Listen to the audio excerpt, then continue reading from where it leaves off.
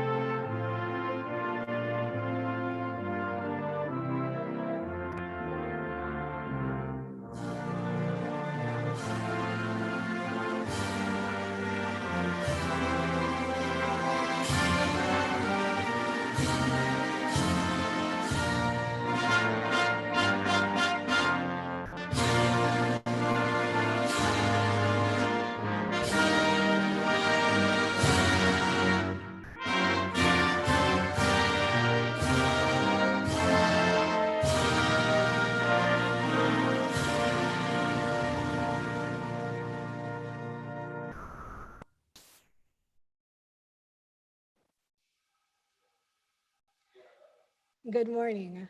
Let us pray. Heavenly Father, we come to you today asking for your guidance, wisdom, and support as we embark on day 2 of the National Youth Consultative Conference. Help us to open our hearts and minds as we engage in meaningful discussions that will provide insights to those who lead and govern and inspire hope to those who are in the classrooms. Allow us to continue to have collaborations like this with the United Nations and other entities as we work to build a resilient path to recover with and for Jamaica's youth. Fill us with your grace, Lord, and continue to remind us that as we navigate and cope during these unprecedented times, that we should still remain hopeful. All that we do here today, all that we accomplish, is a testimony that together we will recover. We ask for these things in Jesus' name, amen. People say amen. I'm going to have to start calling you Pastor Natasha. Thank you so very much. That was Natasha Burnett, IBI ambassador. Thank you so very much. We must keep our hearts open, our minds open, and we know that together everything can be done. So if you are just joining us, maybe you're just logging in, maybe you're just tuning in, welcome back to day 2. For those of you who were here yesterday, so good to see you again. For those of you who are joining for the very first time because maybe yesterday missed you, don't worry, we got you covered. You are logged in, you are tuned into the Governor General's I Believe Initiative Youth Consultative Conference, or we would just like to say YCC. It is brought to you in partnership with the United Nations office right here in Jamaica, and we would love to thank all of our partners and sponsors for making this platform possible, for making this opportunity possible. I am Dr. Terry Carell Reed, pleased to serve you in the capacity of host, and I rep St. Catherine all day, every day. Therefore, before we jump into our keynote presentations, I want to hear from you. Where are you repping? Are you in Jamaica? Well, drop your Jamaican flag, but what parish, what county, what town, what district? Let us know. We welcome you, those of you watching via YouTube. I understand you're looking either from the GGPE page, the UN Jamaica page, the PBC Jamaica page. Welcome, thank you for joining us. Facebook out there, Facebook users, hi, Zoom link, as well as those of you who might have registered via 2021ycc.com. Thank you so very much. So what we've done is we've created many different avenues so that you will have the opportunity to view from whichever one is most convenient to you. However, I just want to point out that if you register, and it's a very quick, easy process, 2021ycc.com. If you register, you will get the full interactive V-Fairs experience. There's a virtual booth, exhibitors hall, there are prizes, surprises, scavenger hunts, many things that you can win, but you can only do that if you register via 2021ycc.com. So if you have the moment, go ahead and do that. I would just like to acknowledge my friend over there, Tony Aiken, who is serving as our sign language interpreter. Good morning to all the members of the hearing impaired and the deaf community. How are you? I hope you are fine, and I hope you are ready to be engaged. We really want to make this particular platform and this conference about youth to be all inclusive. In fact, it's one of the SDG goals, and we'll get into the SDG goals very, very soon. So just a recap, yesterday was a fantastic day, fantastic start. We had a beautiful and very rich conversation on our panel discussion that was facilitated by social media personality Rushcam, where we spoke about the classroom. Are we leaving children behind? We had some great youth leaders, great ideas, and great dialogue. And you asked some very important questions. So we want to remind you that this is not just for you to come, sit, listen, and assimilate, but this is really for you to be the consultants, for you to ask, to drill, and to get your points across, because hopefully these points will be taken and implemented into programs and even policy. So thank you for the engagement yesterday, as well as the questions. So we had the rich conversation with the panel discussion. And then we had some fantastic session facilitators. Gordon Swaby, he took care of EduTech, learn, unlearn, relearn, how we reimagine the educational system and the future of learning and work. We heard from Ms. Amanda Fraser. She spoke about digital citizenship and the psychology of COVID-19, the impact that COVID-19 has on us. We understand that you as youth, you had challenges all along. And what really happened was COVID-19 came and made it even worse. So what is the psychology and what was the impact? That was a great, great session. And finally, our other facilitator was Dr. Kia Josina Duncan, who spoke about fact versus fiction.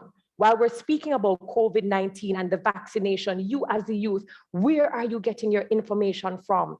Are you disseminating information that is credible? You have to hold yourself accountable and responsible for everything that you share within your community and your network. And then we had the workshops, because this conference, YCC, is not a talk shop. We're talking about putting in the work. We had workshops going on, Ready, Set 2030, Youth Empowered to Take Action towards the Vision 2030. How can we do that? That was facilitated by Devereen Gaynor. And our other workshop was Self-Care, Health is Wealth.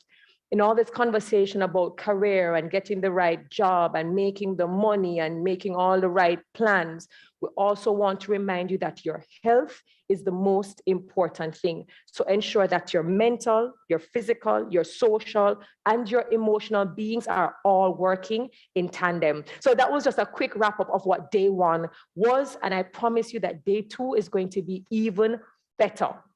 But before we do that, I have a fantastic gift basket courtesy of Nestle, one of our sponsors. And I just feel like it's time to do a giveaway. You know, we've been speaking about sustainable development goals. And what I realized is that this conference attracts youth from as young as 11 years old all the way up to maybe 31. I missed it by a couple of years, but we're not going to talk about it. But we're talking about sustainable development goals. And I wanted to ask, do you even know what sustainable development goals are? And why are they important?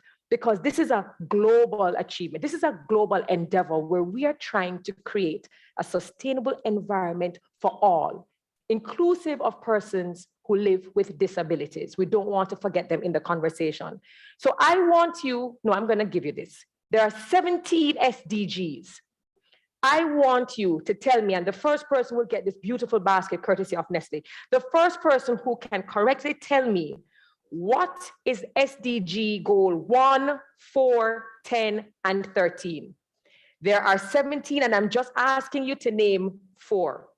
SDG goal 1, 4, 10 and 13. We have our members of the GGPE team. They're all watching, the IBI team, our ambassadors. We have persons who are watching online to see who is the very first person to give us that correct answer. And we will definitely announce that as soon as we get that person.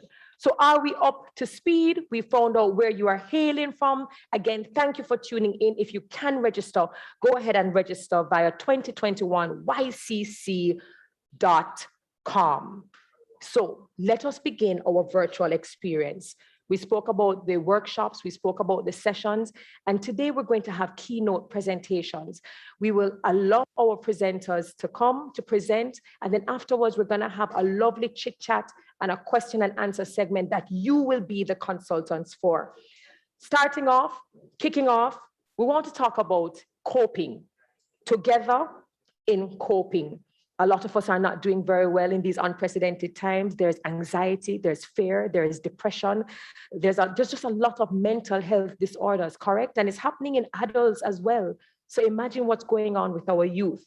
So let us talk about providing support to vulnerable groups of young people whose social circumstances are further heightened, as we said, by the restriction of the COVID-19 pandemic.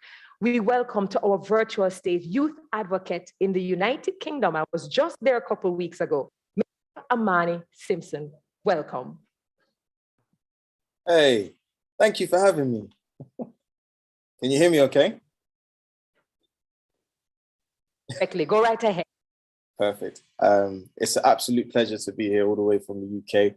I want to big up my family in Jamaica. I haven't been in a while, so I'm hoping in the next couple of years I'll be able to come out and visit you guys again. But enough love. Big up my grandparents as well that, you know, made the journey over to the UK and gave me the foundation for who I am today. So I'm going to share a presentation. Let's do that. Can everyone see my screen? Perfect. All right, so the title of my presentation is Navigating Through Difficult Seasons. I think it's important definitely to discuss this because COVID has been very difficult for many, many people. It's been a time where lots of lives have been changed forever. You know, this is definitely a difficult season globally, but also most importantly for many people individually. So who am I? It's important that I introduce myself, right? Why am I, you know, important, and why am I the person to come and talk about this? So I'm a member of the human family and I'm a child of God first and foremost, before all the titles, before all of those things. I'm blessed to be here. It's a privilege to still be on this earth. I'm also an award-winning storyteller, social entrepreneur, and a youth coach.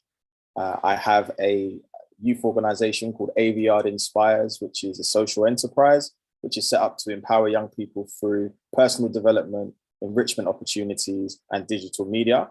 And also in London, I'm the governor of a secondary school and the trustee of a leading creative college, to name a few things. This is my organization. So if anyone wants to do some more research on what I do, there's a lot of information on there about some of the projects that I've worked on. And yeah, anyone wants to contact me, my details are through that website. My upbringing, because I think it's important, again, to lay a foundation for the points I'm going to make to you today. I came from a two-parent household, or I am from a two-parent household. My mum and dad, they love me with all of their heart. I have a little sister as well.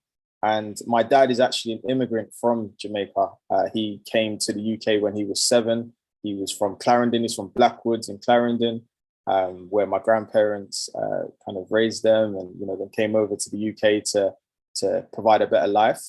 And yeah, when he came to the UK, he grew up in an environment that was quite difficult. It was an estate, a council estate in West London. You know, lots of different challenges, different barriers to success. He made a few mistakes at the beginning, namely, I think as well, because he was struggling with the death of his father. His father had died before he'd actually got to the UK. So he never knew his dad, and his mum was a single parent. But he did lots of work, and I'm summarizing his story completely, but essentially he turned his life around, decided to go to university, and ended up becoming a mechanical engineer and working for one of the leading entrepreneurs in the UK.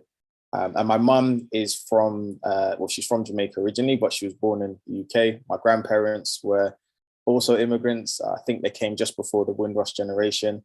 and essentially set up in the UK. My granddad was a baker, and my grandma was one of the first Black deputy head teachers in the UK. So I come from a family of excellence, and my mum continued that excellence. She's an entrepreneur. She has a blinds and curtains company.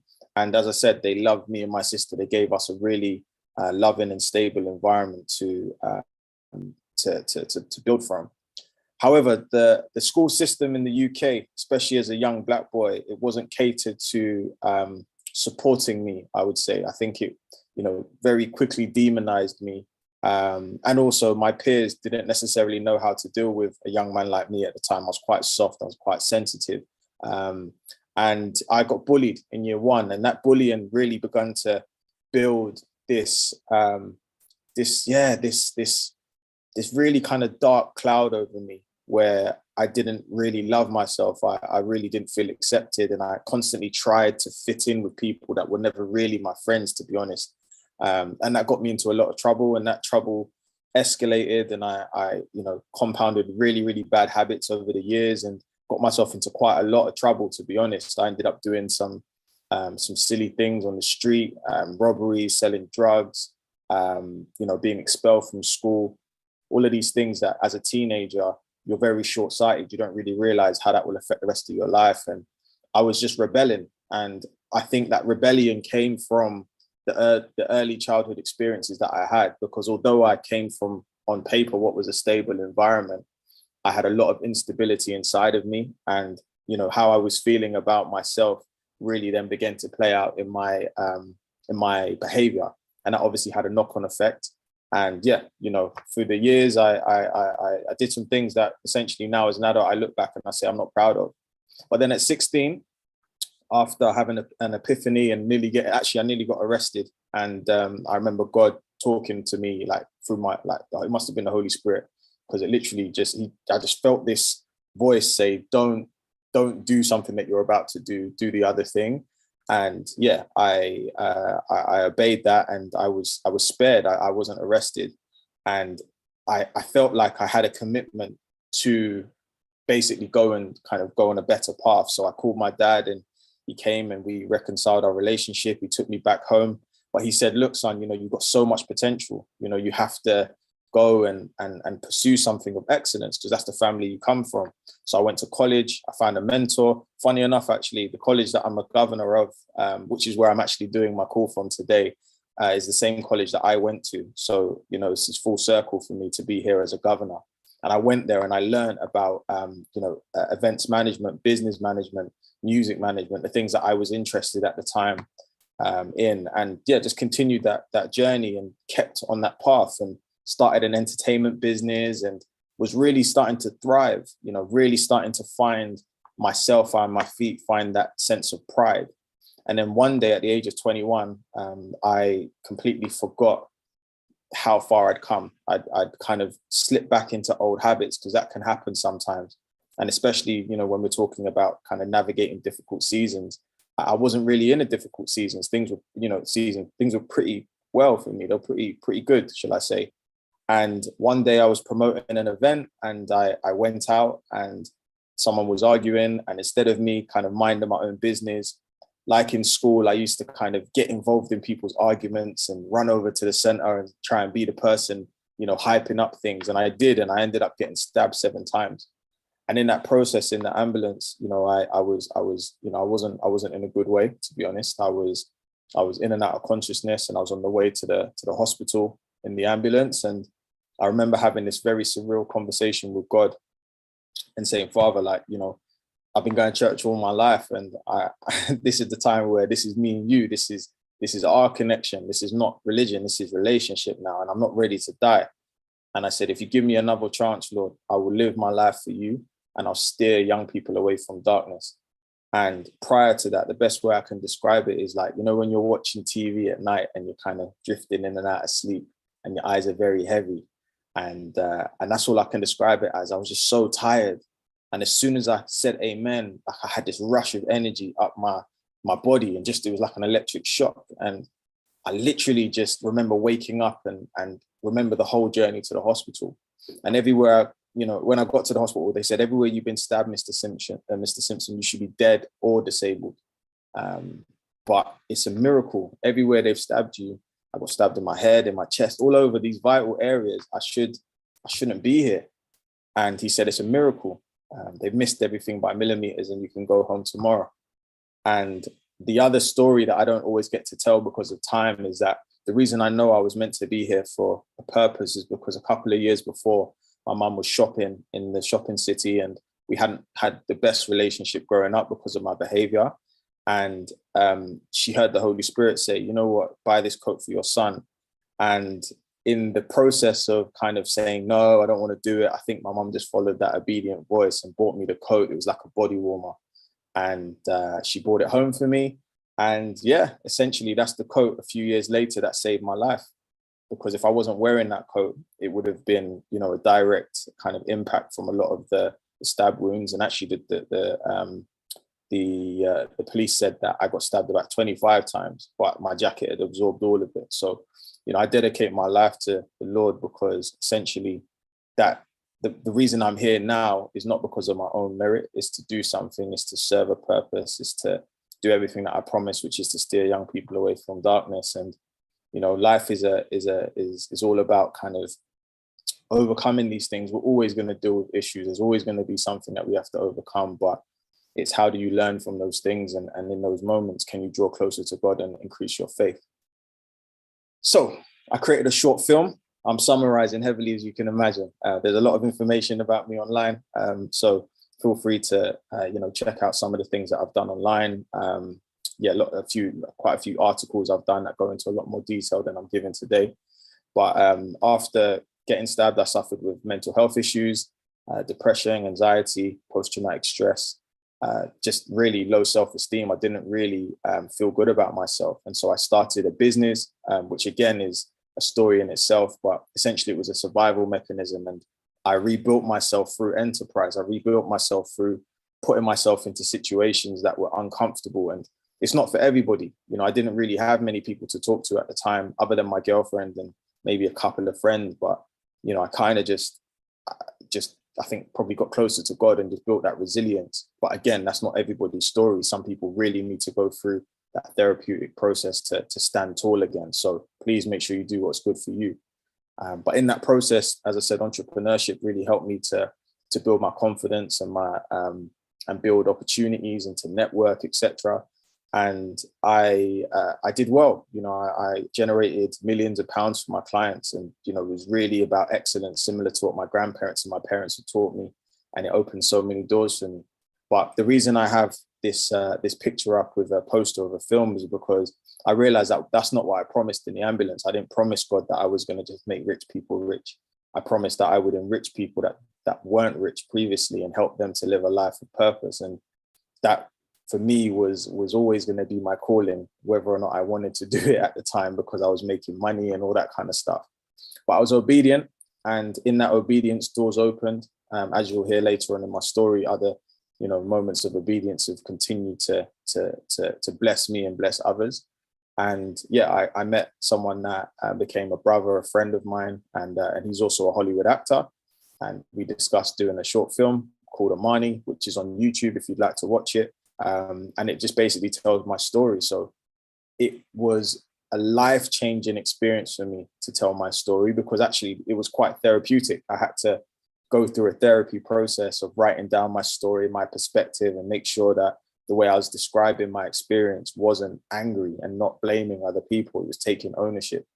And in that process, I released a film that is going to probably go down in history as a moment of impact for quite a few people, because it just showed a perspective of knife crime in the UK that had probably never really been shown in that way before.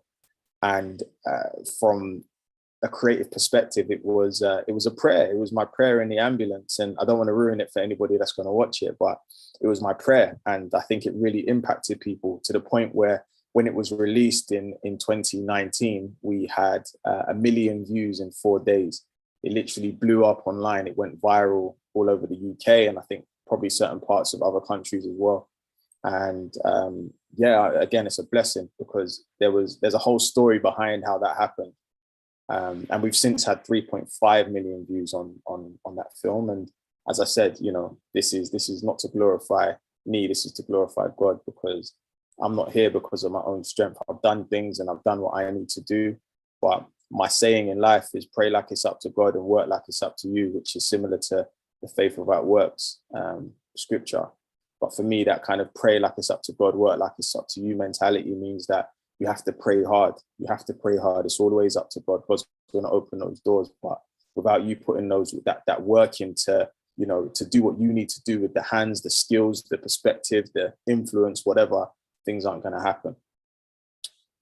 And now, you know, a few years later, it's taken me on a journey where I've done a lot of different things in the UK, a lot of things for young people. And recently this year, I was honored to be awarded as the recipient of the Governor General's Diaspora Award for Excellence in the UK.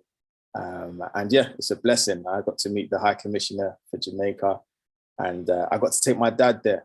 And someone asked me the other day, what's the proudest thing that I've done in my journey so far? And I think it's definitely changing the narrative within my household.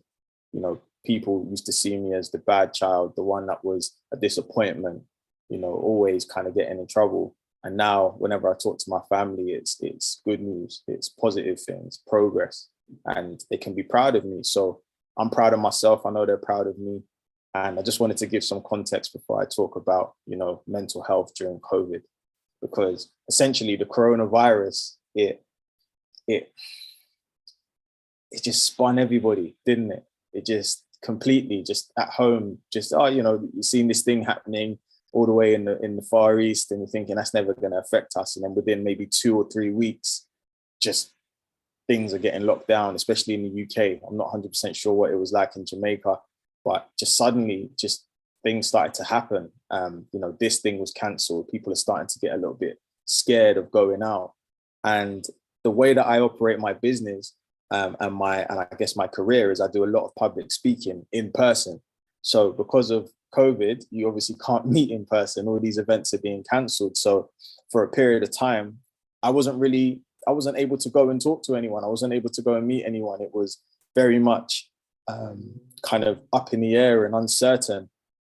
And the fact that talking and engaging and going to schools and going to events was like my main kind of income source meant that a lot of different difficulties were placed on me and my household. And that's not a place where you can operate. It's not a peaceful place, shall I say.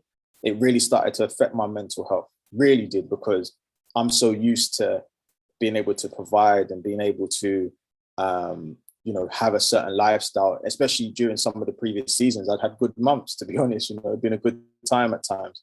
But this, I'd never experienced anything like this. And I thought about quitting. I thought about going and doing like a delivery driver job, etc., just to keep the bills going.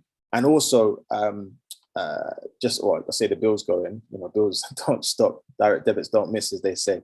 But yeah, to definitely keep the lights on, shall I say. And also at the same time, I turned 30, and I actually turned 30 the same week that lockdown was announced in the UK. And I had this big birthday kind of planned, and all my friends, this outfit, I was ready to go out and, you know, like just have a good time. But all of these things were out of the window. And to be honest, again, 30 is a milestone. Anyone that's about to turn 30 or has turned 30 will know that when you hit 30, it's kind of like that marker of how well have I done in my 20s. And I think in the short term, I was really quite disappointed that I maybe wasn't exactly where I wanted to be. But the 30th year of my life was probably one of the best years of my life, because although it was in crisis, I learned so much about myself and I didn't give up. And, you know, I'm really, really grateful for that. And so the first lesson I'd like to give you today, if anyone's taking notes, is to listen to your inner voice.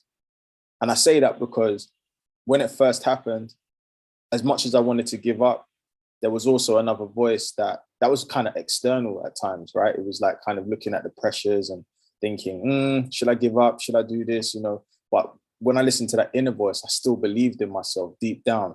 And I think we have to really try and tune our frequency, tune our mind to to listen to that inner voice, that voice that encourages self-belief, that encourages progress, and also get mentors around you that can help amplify that inner voice. So my manager, Diane, we were talking and she could hear how down I was. And she just gave me a word of encouragement that really just helped me to stay on the right path and not to give up. She said, during this time, people are going to focus on people, or people are going to remember people that serve. And that's one of my principles, one of my principles of, just serving people, that servant leadership attitude. And I've been blessed with a network of young people in the UK, or access to young people. And so because of that, it's, I kind of take a responsibility. And in the UK, and I don't know what it was like in Jamaica, but there was a lot of people that were talking on behalf of young people. Lockdown's going to affect young people in this way. They're going to be affected with their education and all of these things. And, it was quite negative, to be honest. And I'm always about trying to change that narrative. So I decided to use my platform and to, create a campaign. And the campaign I created was one called Our Lockdown. And the reason it was called Our Lockdown is because it was all about, really reframing the conversation about lockdown. We've heard on the news about how devastating the COVID-19 had been for quite a few people. And it was very important to have that conversation, but I wanted to offer a different perspective. So I created a campaign where I basically got role models and young people together to talk about how lockdown was affecting them positively. Gave them an opportunity to talk about, I think it was maybe 7 or 8 questions, like what had made you smile during lockdown. And when I created that campaign, I had no idea where it would take me, but I'm going to play the video on the basis that I hope that this works. If it doesn't, someone please message me and tell me that it's not working, because I'm assuming that it is.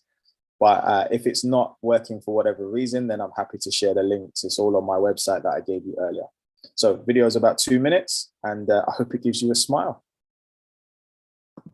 Hi everyone, I'm Amari McQueen. I'm 11 years old and I'm the founder and CEO of my own company called Dipalicious. And I'm the youngest award-winning vegan chef in the UK and the youngest restaurateur in the world. The one thing that has made me smile during lockdown is that I get to spend more time with my family and play board games, especially Snakes and Ladders, because majority of the time I'm winning. Hi, my name is Femi Oyeniran. The one thing that I won't take for granted after this lockdown is the fact that health is wealth. We have to do what we can to stay in the best possible shape. Hey guys, I'm Tamara, I'm 14, and one thing that makes me smile during lockdown is spending time with my family and enjoying the sun. Hi, my name's Caleb and I'm 12 years old. One thing I've learned is that I'm capable of doing stuff that I never thought I was capable of doing. Like cooking, building stuff, like being creative. My name's Mario Senso, I'm 16 years old. One thing I feel that's put a smile on my face during quarantine is the fact that I'm being able to spend more time with my family and my siblings, getting to see them, getting to know them more, getting to spend more time with them. The thing that's made me most smile in lockdown is baking with my family, learning how to cook new meals and doing lots of dance lessons online with the company that I dance with, Boy Blue. And that's really taken my mind off that I can't go outside. Hey, my name's Akir, and one thing that I'd like to see change post-lockdown is the sense of community. And I feel as if everybody in their houses and people not allowed to be social has enabled us to really deeply appreciate what we had prior, which was unlimited access to people. And I hope that this division really does help us get back to the fact that we are a community, no matter with race, gender, religion, anything. As long as you're human, it's okay. So I just want that greater sense of community to be established, reinstated, if you will. Just remember, guys, to stay safe, stay humble, be yourself, and your flaws make you unique. Bye! So I hope that worked. Did that all work okay? If it didn't, it's too late now. But yeah, you can go on the Aviard website. The link is still there at the bottom on actual video. So yeah, please check it out. There's about 15 videos that we created. Yeah. Hi everyone, I'm Amari McQueen. Hi everyone, I'm Amari McQueen. So when the video was, when the campaign happened, to be honest, it gave me momentum because it gave me something to work towards. I think previously I'd maybe got a little bit stagnant. And I think sometimes when we're going through crisis, it's very easy to get stagnant and feel quite, you feel lost. You feel like there's no point in moving forward, and you can sometimes just get in your feelings. But by doing something and being productive, I think it builds momentum. Well, not I think, it definitely builds momentum. And so, as you can read there, we had 80 video submissions over, and we put those videos within 15 videos, if that makes sense. So there's 15 videos with a mixture of about 80 videos in between all of them, and it was amazing. We had approximately 42,000 views on social media, which again, huge blessing, huge reach in the scheme of something that started in my head. We also provided thousands of smiles during lockdown, which to me was the biggest impact that I wanted to have. I wanted to just lift people's spirits and give some hope. And also we reached up to 1 million viewers when we were featured on the Channel 5 News over here in the UK.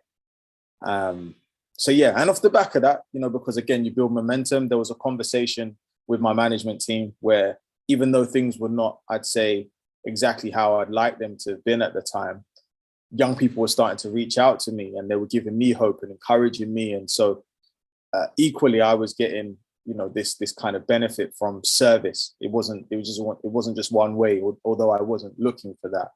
And my manager said to me, why don't you kind of pitch an idea to the Mayor of London's office? And I did. I had this idea and I thought, let me kind of present it to the Mayor of London and see how he and his team liked it. And I did. And it was an idea that was meant to empower young people and basically help them to, as they were going back into school, kind of, again, have hope, keep their head up, keep moving in the right direction.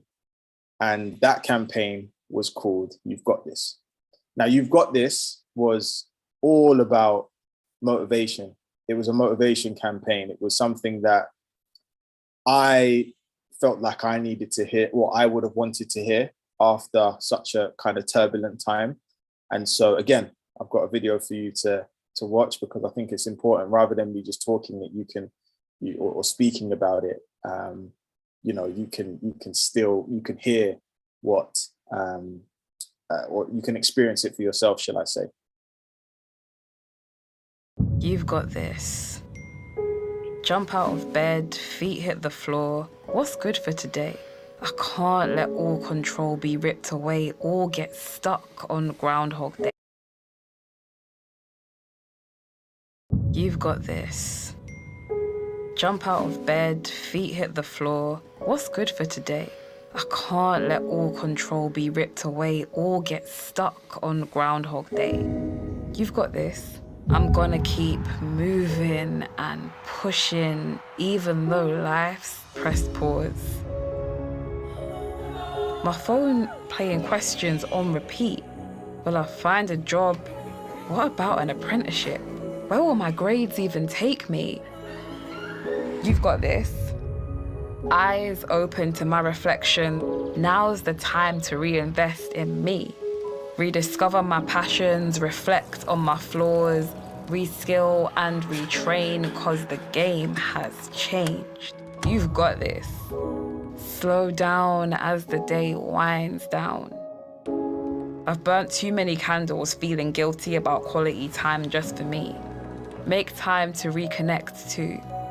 With family and friends, connections I took for granted and definitely won't again. I'll bind them strong, laugh louder, play harder, hug tighter than before. You've got this. Look at the stars. We'll rise and shine like them, keep uniting for change. That's real change. Injustice can't tear us apart. Smiling more. Set to promote those positives, start that business, lean into our go-getter grit. We faced lockdown. We found our voice, we're stronger together. Best believe, we got this.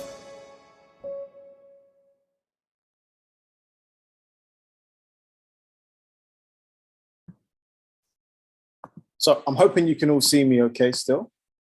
When that video was released, we, again, I say, just glory to God, because even as I reflect, I remember the struggles of that time. And it's easy for me to talk in hindsight because I'm no longer there. And I guess my encouragement to everyone that might be going through something right now is that one day you're not going to be in the same place that you are now. You will have moved forward.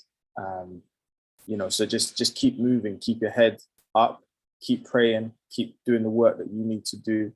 And as you'll see later on, keep talking about it. So that video was a milestone for me because, I created a video and released it with the Mayor of London, which is a massive accolade.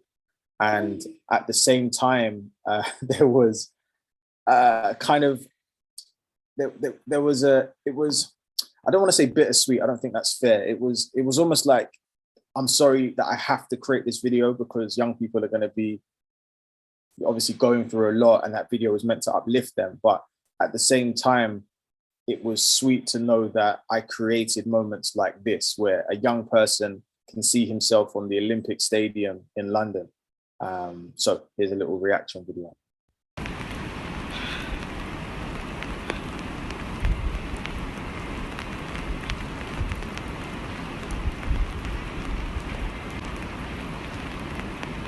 Big West Ham, yeah. So you can hear in that reaction that there's a real excitement, there's a real pride that he gets from doing that. And that to me goes on to the point and really feeds into the point I want to make about trusting the process. Some of you right now might be feeling like, man, like, why is this, why is this happening to me? Why do I feel this way? I haven't, why have things not recovered yet? But yeah, just really encouraging you to trust the process. There's always lessons in everything. There's always a silver lining on every cloud, they say. And I guess even through the pain and the struggle, and one of my mentors always tells me to never waste a good crisis, because a crisis is where you learn, right?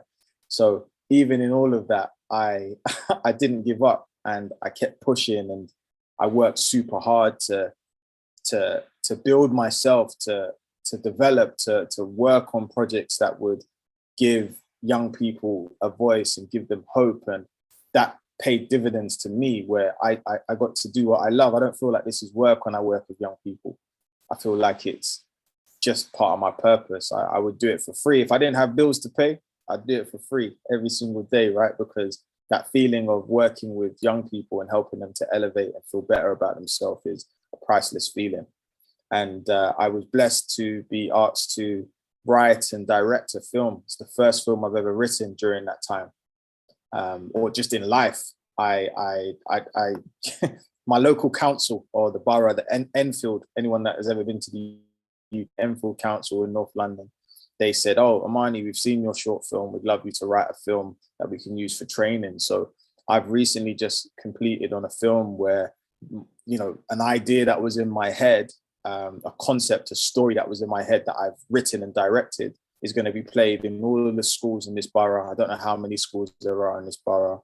And also we will then release it nationally. And I never would have told you that that was going to happen last year. Never.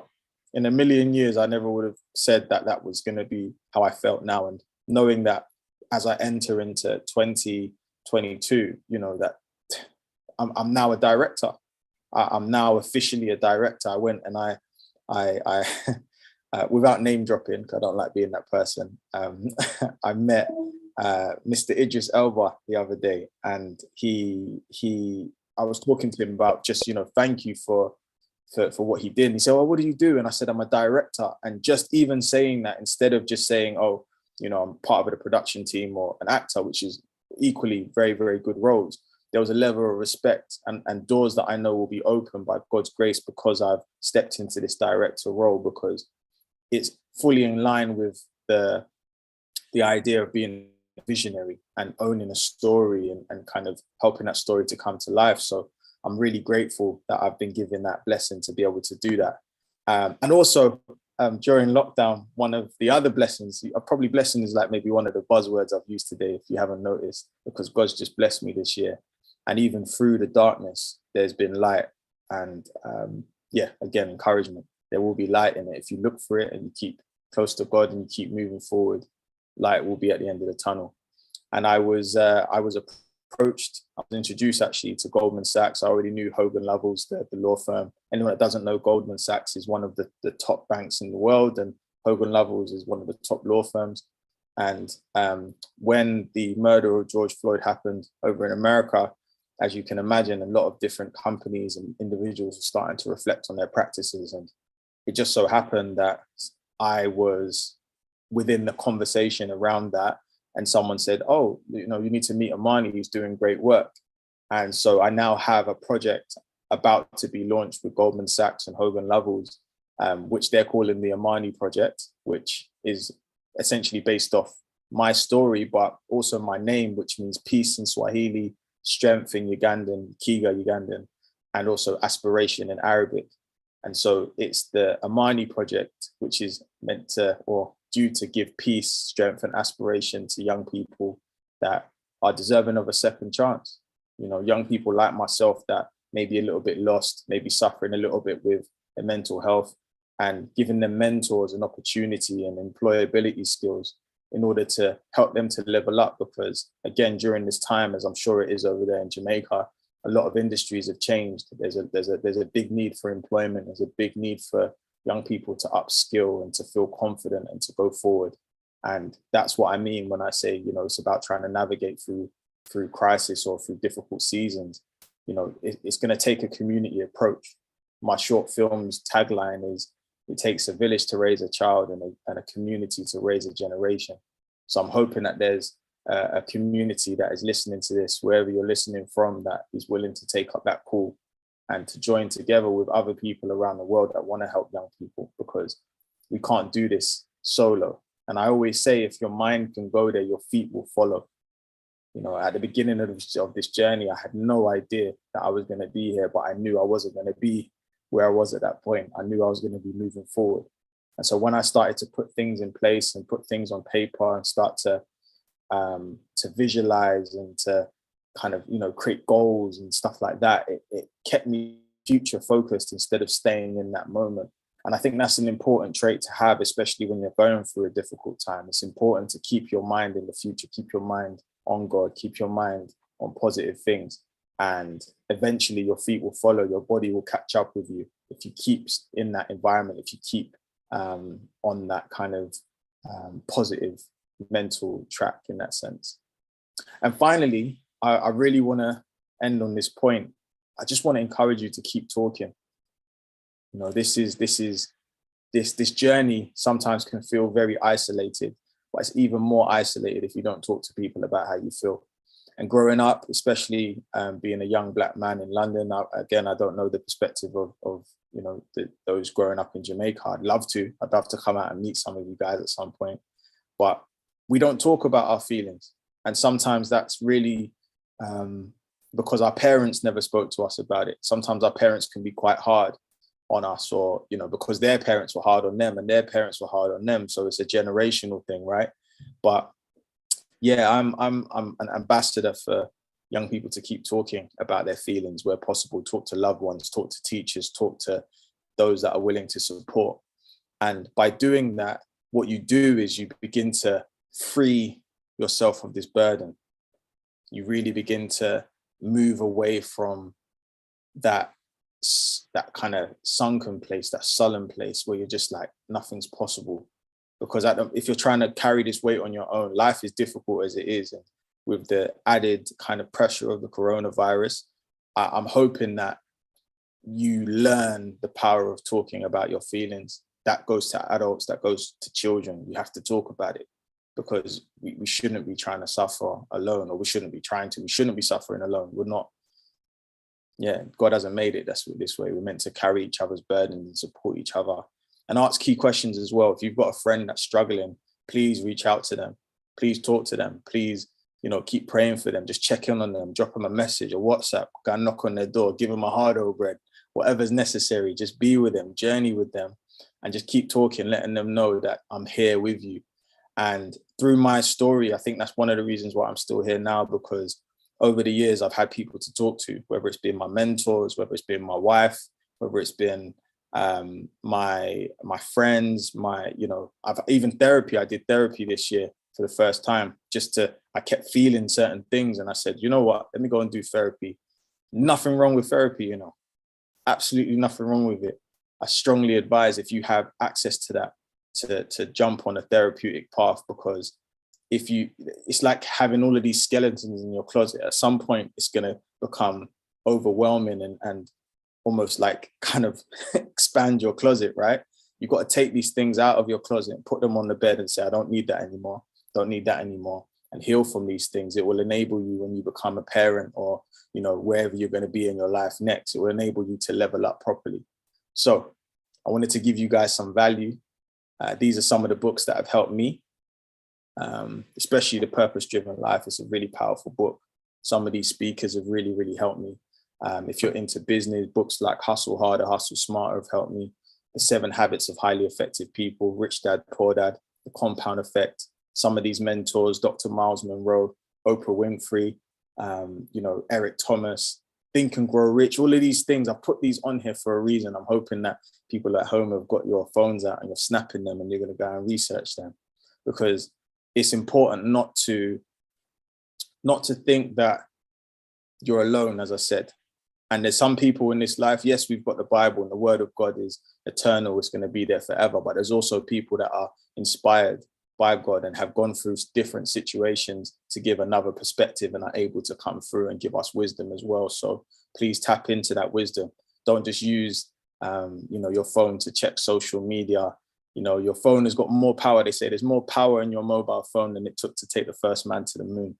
That's a powerful thing, right? We've got information. Generations before never had that. We've got access to support systems. We've got access to, a lot of things that can help us to move forward. And when you're starting to use all of these things, it becomes beneficial to your journey of peace. So finally, I just want to encourage you, especially if you're a young person right now, this is what we call a life clock. And the reason we call it a life clock is because they say on average, human beings are going to live to the age of 77.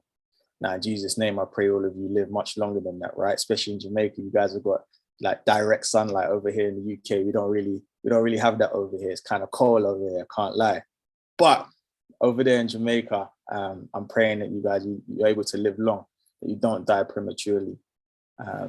But what you do have promised right now is this moment. Tomorrow's not promised. The next minute's not promised. Next week we make plans, it's not promised. So try and make the most of this moment. And if at this moment you're feeling like, you know what, actually something that I've said or something that you've heard in the last couple of days is causing you to want to do something different, act on that, because that feeling can change.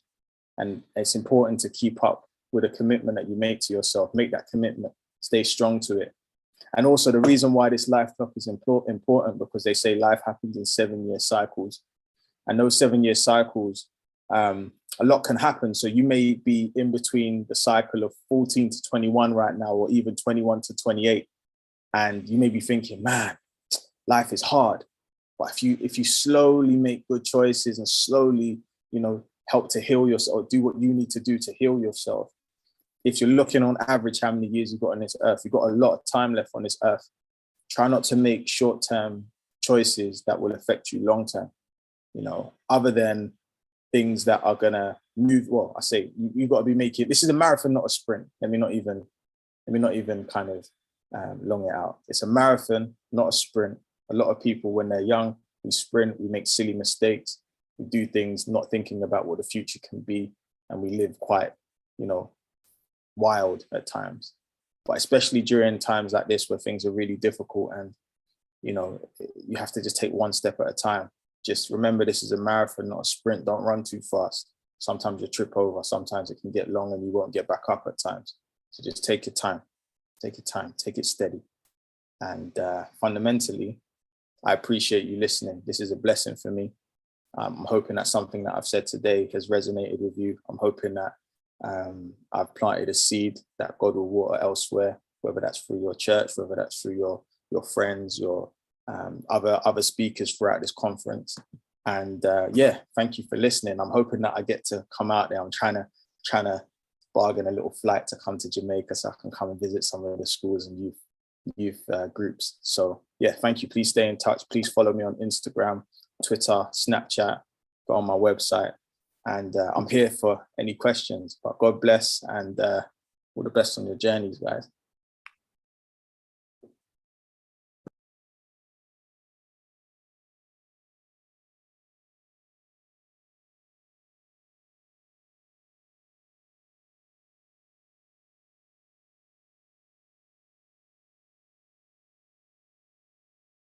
And answers, and this is your opportunity. I mean, I've been looking at your messages. I see that you guys loved his books. I saw someone say that Rich Dad Poor Dad was a book that opened your mind. I saw a person saying preach in the chat. Fantastic presentation. Amani, can you hear me? I can. Hey. All right. First of all, absolutely powerful. This is why I believe in the importance of naming, speaking over your children and giving them names that are absolutely powerful. And you just kind of explaining to us the meaning, the definition of your name. It is no wonder that you are doing the things that you do. Have you looked at that? Have you looked at your name and the definition and what it meant to you then versus what it means to you now? Yeah, so I didn't, when I was younger, I tried to change my name to Armani, like Giorgio Armani, right? And my mom and dad named me Peace and Aspiration and Strength. And I didn't really stand in the calling that they'd given me, to be honest. And so, yeah, I now know. But when I was younger, I probably did everything in my power, inadvertently, not even meaning to at times, to walk away from that. So my street name, my tag name, my street name, everything was Havoc.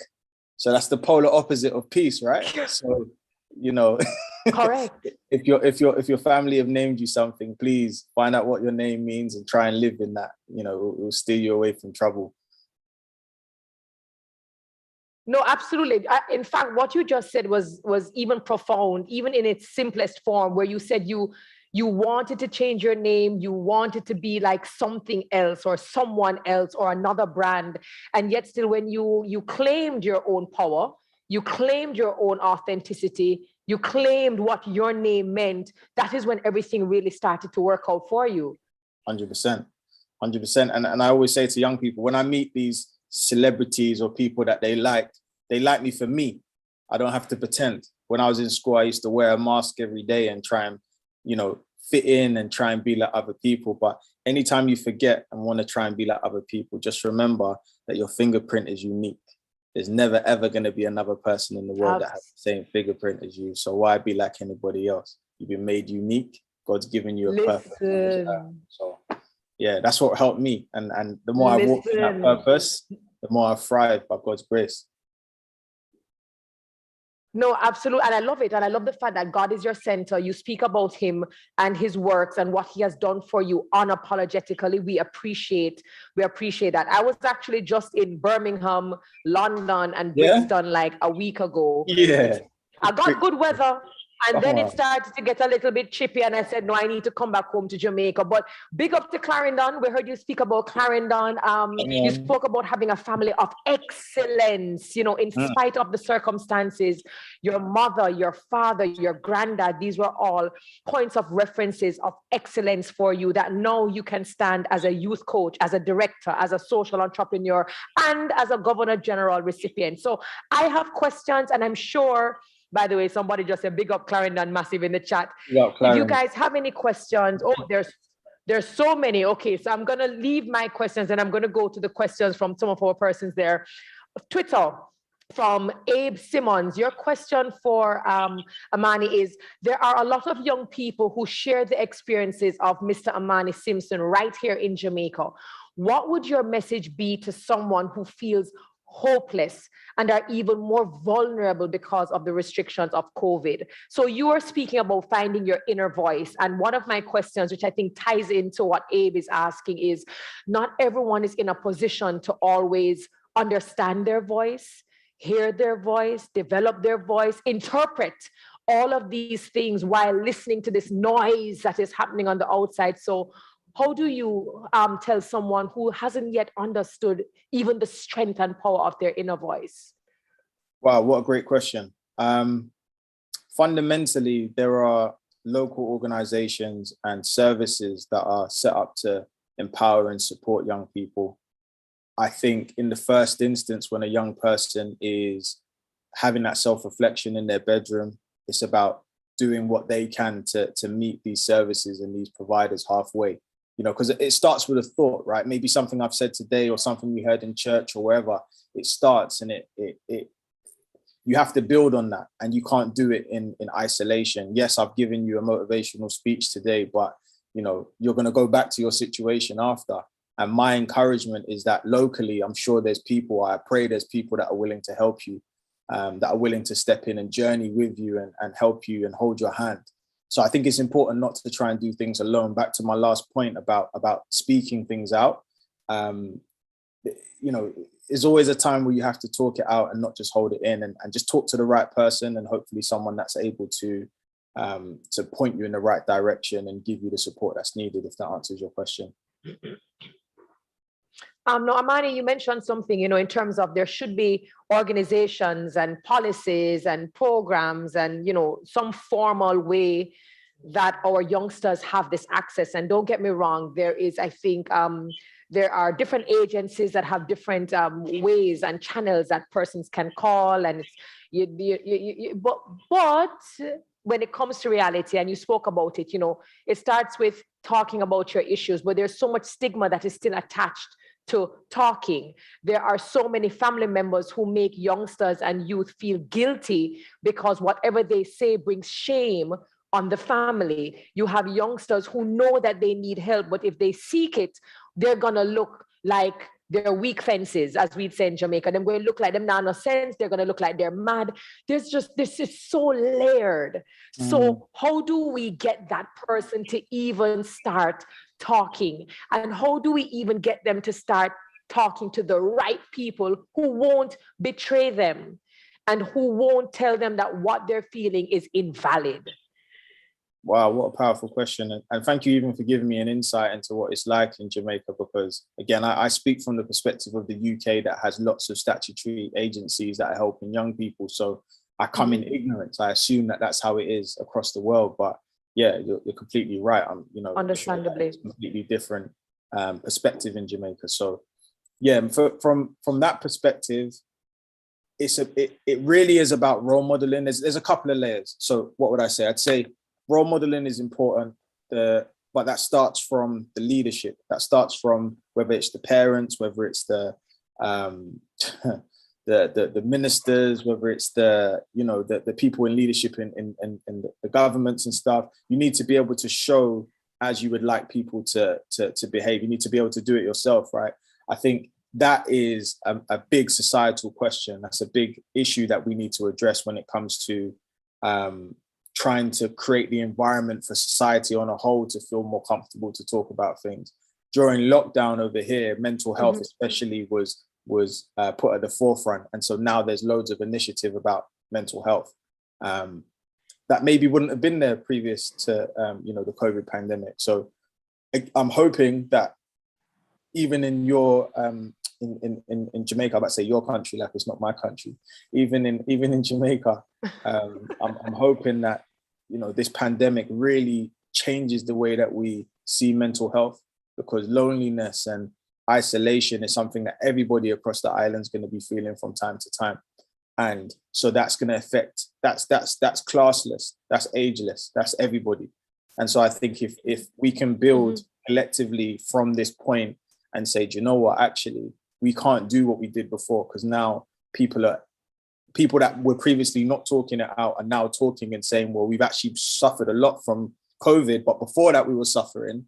Hopefully it begins to change the culture. Correct. And then once young people see the adults doing that, I think it will slowly, it may take a bit of time, maybe a generational thing, but slowly it will start to trickle down and become more, especially for the generation that they will be parents to. If we can show young people now that are going to be parents, I think in generations to come, it will become more of a normalized conversation. But it's definitely not something that can be taken lightly. It's definitely a society approach, for sure. No, absolutely. And I agree with you. It's absolutely cultural. It's absolutely societal. It's how do we reframe? How do we create infrastructure that can support all of these issues? Because even the parents, as you rightfully said earlier, it's generational. And so you find that there's some parents who are just on survival mode and they're not even thinking or even understanding what being a role model is because they didn't have it themselves. They just know they have to survive, they have to feed the picnic, they have to pay the bills, and they don't have no time to figure it out. So you are right. We need more structure, more policy that creates support for parents as well, as much as we need it for the youngsters. Now, you were giving us a part of your story, you know, how you switched. You decided you want to be a rude boy, bad boy, you want to do your own thing. You see, you're nearly dead, 25 stabs.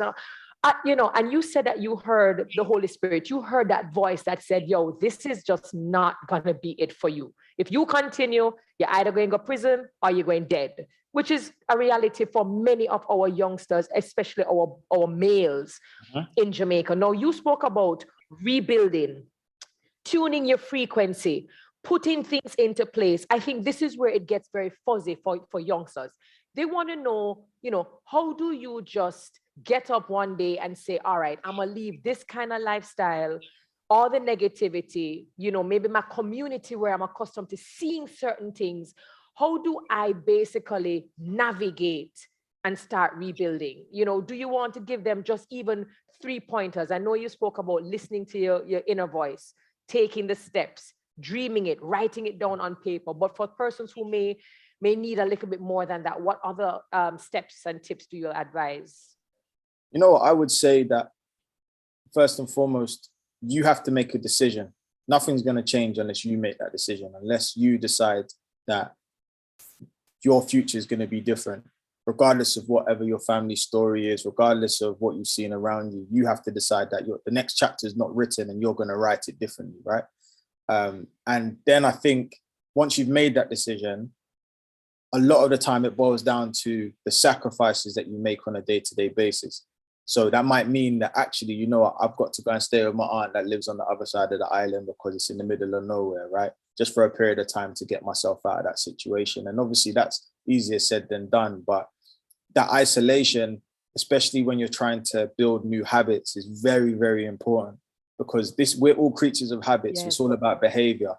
And, you know, at the beginning, I'll give you a good analogy, right? So when you're in the playground, you have the merry-go-round, right? At the beginning, when you're trying to push this merry-go-round, it's really, really difficult to push. You've got to get a lot of force into it, a lot of energy. Then after a while, you build momentum and it's just going without you having to do anything. And it's the same thing with behavior.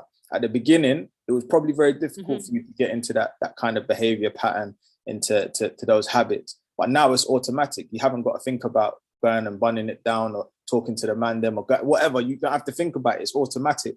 So in order to change that, you've got to slow down that momentum and then try and build up a positive momentum in another way, which is one of the reasons I gave that book, The Compound Effect, because it talks about the power of momentum and how the small, seemingly unimportant things that we do every day will have big outcomes for us. So I think a young person fundamentally you have to just make a decision on where you want your life to end up. And that can sometimes it comes through crisis. Sometimes it might be once you've had a mad situation that you're dealing with and, you know, it's dark, but trust me, it's at that point, that's the tipping point. Once you've done that, you make the commitment, you learn to say no, you start to work on the habits, you move away from these situations as much as possible.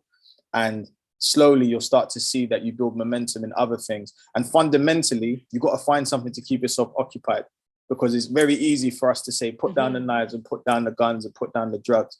But if someone doesn't give you something else in your hands are empty and you go straight back to the same thing. So you have to find something else that's positive to keep your focus on it.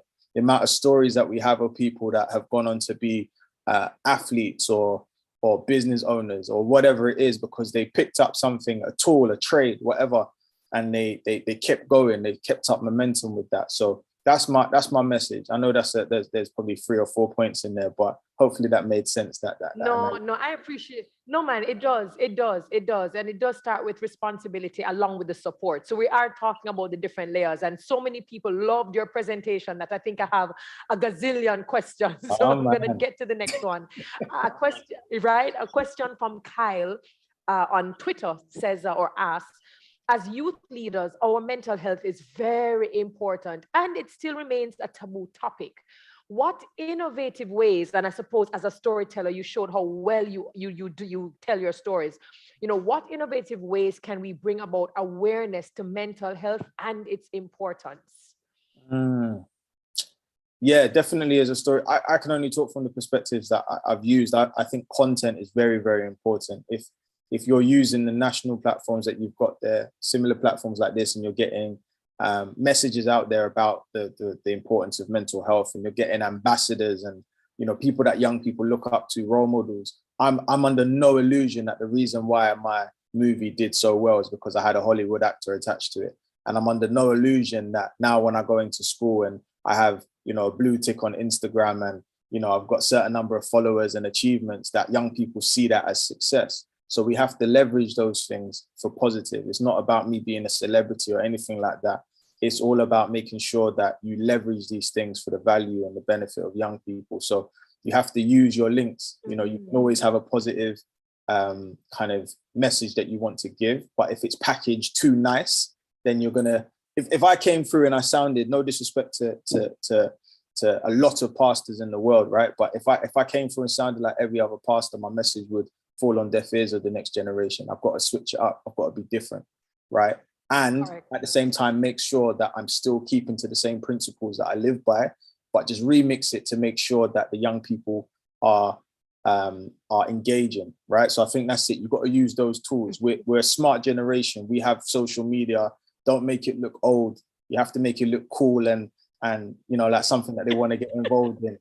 Trust me, the amount of flyers and stuff that I've seen that just make it look like it's a local, community thing, which is great. But young people don't engage with that stuff. There has to be an element of, remarkability about what you're doing.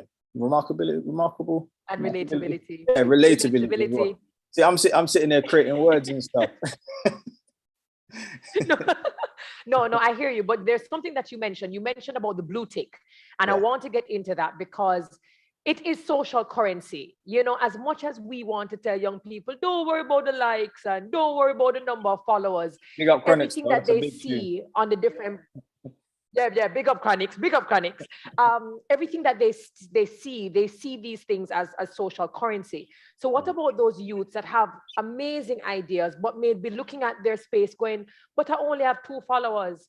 I don't have no blue tick. Not enough people know me. How can I get this impact when all they're seeing is the more you have more followers, you do outrageous things, you go viral, you get endorsement deals. How do we balance the conversation for our youngsters who really want to make an impact, but the world is saying, well, you have to take off your clothes, you have to act crazy and go viral? How do they balance? I think it's about collaboration for sure. Number one, it's about knowing your values and not sacrificing your values and staying true to that. If it means you've got to say no to that deal or you can't do that it's not worth it, is what I would say. But collaboration is important. You may know someone else that has a good amount of following, and you may be the more technical person or the person that wants to be behind the scene. All of these people that we look at have people behind the scenes that make them look good. That's what we have to remember. Everyone, like even now, we're on the TV. There's people behind the scenes in the production team that are making sure that everything's on point, that everything's being organized. So maybe you can get into the team of somebody and have an influence. Don't just think that you have to be at the forefront. I think that's sometimes our issue. We all want to shine, but you have to carry the crown before you can wear the crown. And I've carried enough crowns in my life, right? For me to be the person that I am now, it's because I sat at people's feet and I asked questions and I just stayed in the back of the room and I saw how I wanted to be presented. So when I go into rooms where there's big celebrities and people that have big followings, I'm watching them because I assume that by the work and by God's grace, I will be in a similar position one day, but I can't take that lightly. You know, there's that Spider-Man saying that with great power comes great responsibility, right? And so don't rush the process. Don't rush it. You have to carry the crown before you wear the crown. And everyone that we look at that has some kind of social currency needs someone in their team that is someone of substance, that is not a yes person, that can come through and enable their journey. Yes. So maybe you can go and add value to someone else and help change their narrative and give them a new perspective. Ooh, I love that. Well, sometimes you have to carry the crown before you can wear the crown. And sometimes you have to sit at people's feet, be open, be humble to receive and to learn in order to grow and improve. I have another question. They soon run me and tell me, Terry, your time is up, but this conversation is just too good. I think. As I said, I'm ready to come to Jamaica, you know. I'm ready. When you lot are ready, I'm coming. Trust me. We need to get you here, man. We need to get you here, get you some Escovitch some festival, some jerk chicken, take care of you. This person on Twitter, I am Livity, says, you know, there are persons who believe that their stories are, I believe that's cliche, and as such, you know, they feel lost. We've been telling people that, you know, their stories are important, but there's some people who may feel, you know, maybe it's too cliche, they feel lost. You know, what would you say to those persons? Yeah, what would you say to those persons? Everyone's story is unique. I'll go back to the point I made before about, you know, the fingerprint. Everyone's story is unique. Everyone's perspective is unique.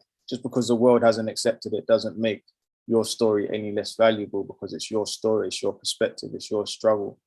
I feel like fundamentally, if your viewpoint or your goal is I want to be seen, I want to be noticed and stuff like that, I want to tell my story so people can see me, I don't think you're doing it for the right reason. I'm not saying that's why you're saying it, but just as an example, you're not doing it for the right reason. This is not easy to bare your soul to the world in a film, or to go to schools and tell your story about your mistakes. It's not an easy journey. It takes, you know, a lot of discipline. It takes a lot of self-awareness.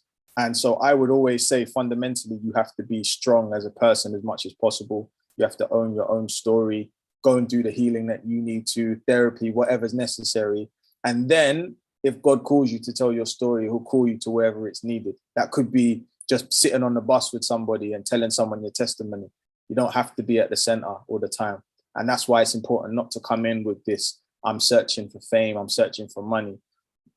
All of those things come when you're living your purpose. You know, telling your story and all of these things. Say it again? And stepping into your calling. Yeah, and stepping into your calling, exactly. And, you know, all of these blessings and, you know, finding your purpose, finding your lane, it doesn't feel like work. I don't feel like I'm trying to do things, I'm trying to achieve things, but fundamentally on a day-to-day basis, I'm being myself. And the more that I stay true to myself is the more that doors open to me. So as soon as you start, as you said before, you know, having to change and fit in to conform to what society is doing, you're not on the right path, and that's going to lead you down a path of darkness, and nobody wants darkness. I hear that. Amani, I have two more questions. Well, there's one from Twitterville, and there's one that I have personally. This person on Twitter, I am Divi Liberty, says, you know, how does Mr. Simpson plan on bringing about change in Jamaica and the wider Jamaica diaspora? So you've been a recipient, you're doing a lot of work, you're using your platform to assist youngsters, and you're trying to bring about this mental health conversation and the impacts. So what are you doing for JA and the wider Jamaica diaspora? In other words, what's next for you? Wow, this is a great question, but I'm glad you're asking me on this platform, because then I can be held accountable and other people can be held accountable, right? I haven't been to Jamaica in 12 years. Last time I came was for my grandma's funeral, and I was a young man at that point. I hadn't gone on my journey. I hadn't been stabbed yet. So me coming back to Jamaica is as a man that has a purpose, that's there to do something. So I said to the High Commissioner in London, you know, I'd love to come over to Jamaica and do work, to look at doing a school tour. But fundamentally, yeah, I can come and tell my story, but I want to listen to your stories, because as you just heard just now when I was talking, I've only got my perspective. I don't know how to help you without listening to what your perspective is. I don't know what I need to do. So I can come over there and do the same things that I'm doing in the UK and make lots of noise, but if I'm not having impact, the noise don't make sense. So I just want to come out and I want to listen. I want to fall in love with my country again. I haven't been to Jamaica as an adult where I've had my own independence. You know, I'm sure my wife wouldn't mind coming out to Jamaica as well. So taking her out to Jamaica would be a good experience. But fundamentally, you know that you don't have to put that in there, innit? But fundamentally, right. I just want to come and listen and learn, because it's my mother country. My family came to England for a better future, and they've been able to. I say better future. They for opportunities. They were bamboozled at times to come to the UK and come and help build up this country. And they came and they dealt with a lot of madness and a lot of bad mind people over here. And luckily we're here and we're able to have a seat at the table, and I'm blessed to be in the position that I'm in today. But I've always had it on my vision board from about 18 that I want to do something in Blackwoods, Clarendon. That was my small vision. Little did I know I'll be sitting here talking on big national platforms about my story. Who knew but God? So as I said, fundamentally, just invite me over there. And when I come, I'm going to listen. I'm definitely going to hit a couple dances, because, you know, you can't come to Jamaica and not enjoy yourself, right? Have some jerk chicken, just get involved in the culture. But fundamentally, I just want to come and listen and just listen to young people, man. That's what I'm here for.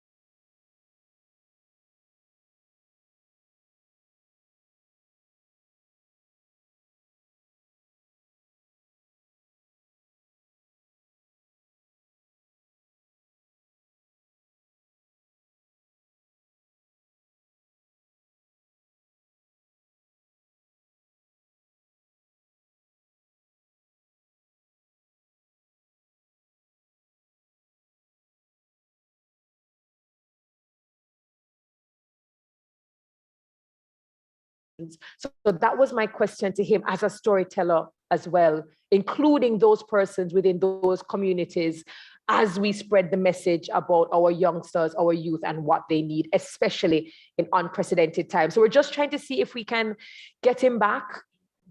Just to close it out decently, you know, he did a great presentation. So we want to tell him thank you and goodbye in true Jamaican mannersly fashion. So let me see if I'm able to get him back. I'm here. All right, fantastic. I'm here. So I know you're hearing me. I can hear you. So let me see if we can see each other, you and I. You gotta love Zoom, and if right? I had known about, here we are. To God be the glory. To God be the glory. Hey.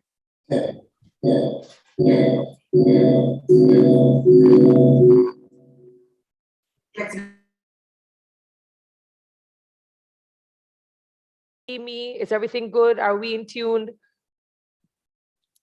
Getting there.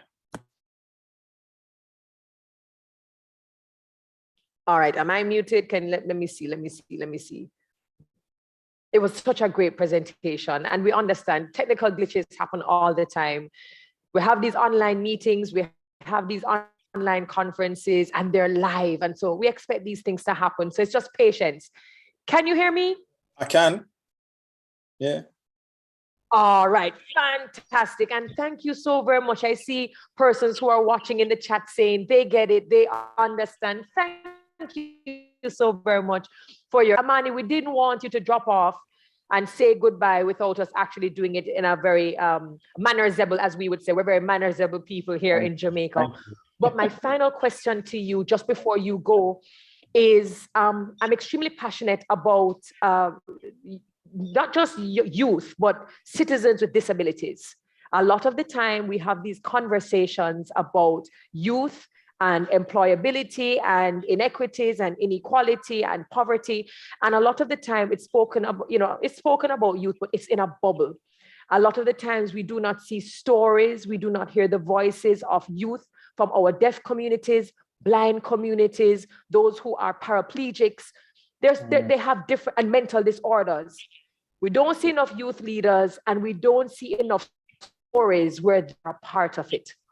That being said, do you have any plans of, involving and including more of those persons so that their stories are being heard? And is there anything you can recommend, even for us and our youth leaders here, in terms of including our communities with disabilities? Yeah, that's a great question. The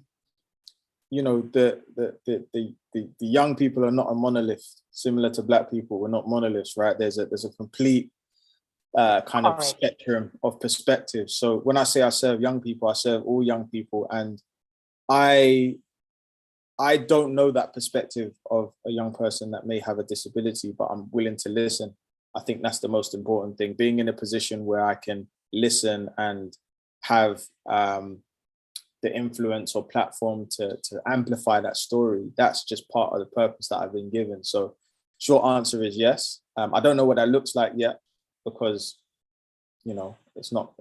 I'm only just doing what I need to do. And I'm sure God would align people that he thinks I should be telling their stories or amplifying their stories, shall I say. So yeah, I'm open completely. And I think when it comes to you guys in Jamaica, fundamentally, what I've seen done really, really well over here is that you get ambassadors that look like the people you're trying to serve. So if you're a youth worker, yes, you have someone within the community that has got a disability or is less able, I think is actually the technical term or the correct term. That you put them in or differently abled. Differently abled, exactly. You put them in a position of leadership where they're able to speak for themselves where possible, because I think that's the strongest thing. A lot of this is about role modeling.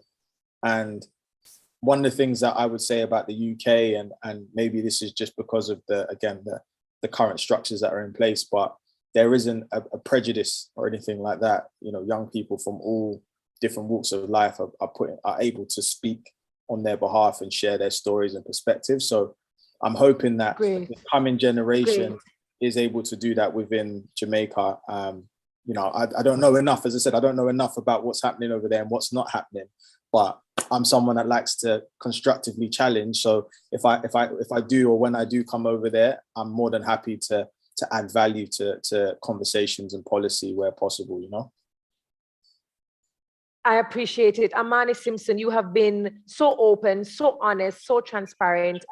You are very inspirational. And I think a lot of persons will relate to your story of going one way, but somehow finding yourself, navigating, and know what you're doing is you're using your voice and your platform to pull other persons along with you. And I think that is something that is truly commendable.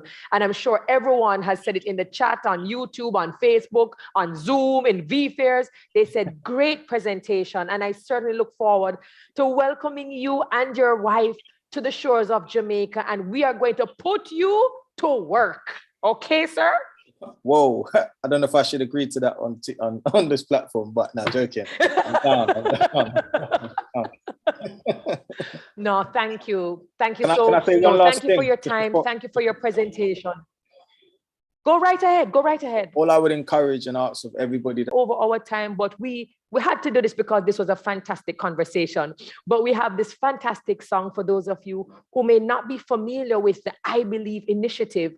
We do have the I Believe song that I think is an absolutely beautiful song that speaks about the possibilities that are possible if you just simply believe. We also have our UN video. So watch this.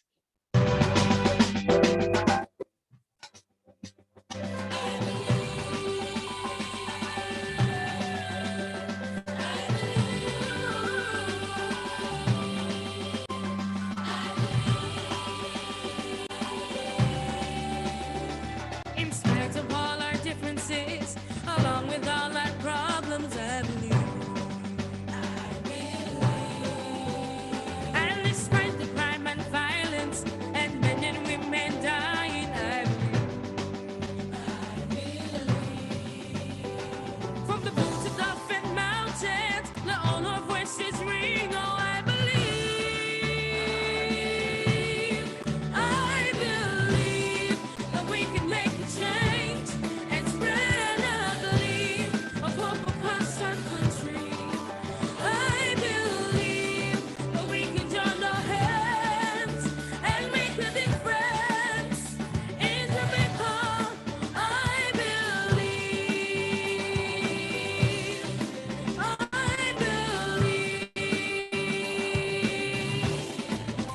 There's nothing wrong with Jamaica that can fix it what is right. Oh, I believe.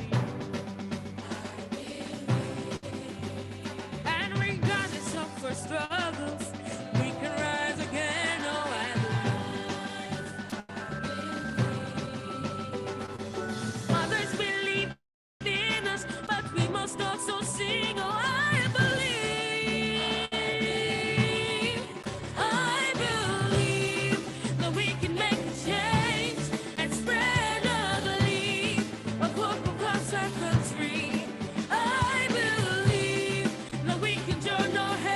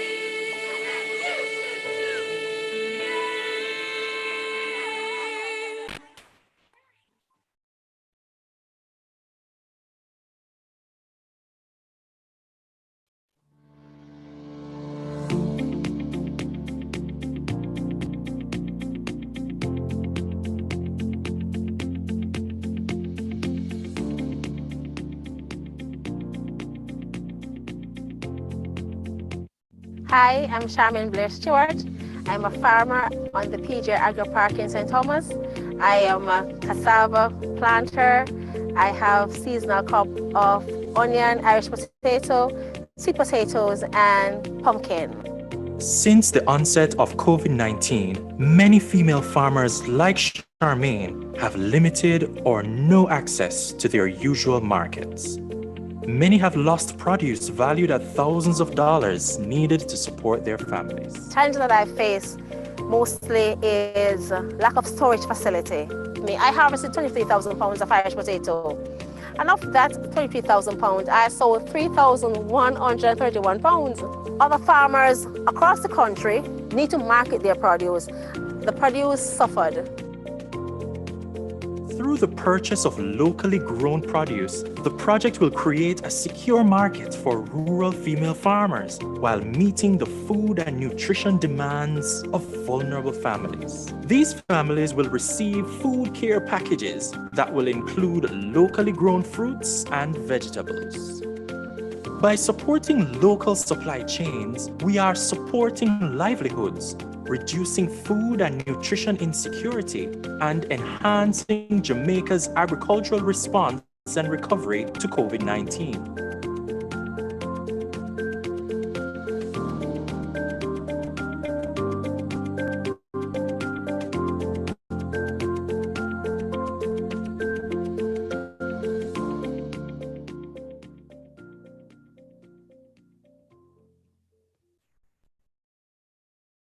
I want to hear from you guys. How do you think human rights and quality education really intersect? And what do you think are some of the opportunities for young people to meaningfully engage right there?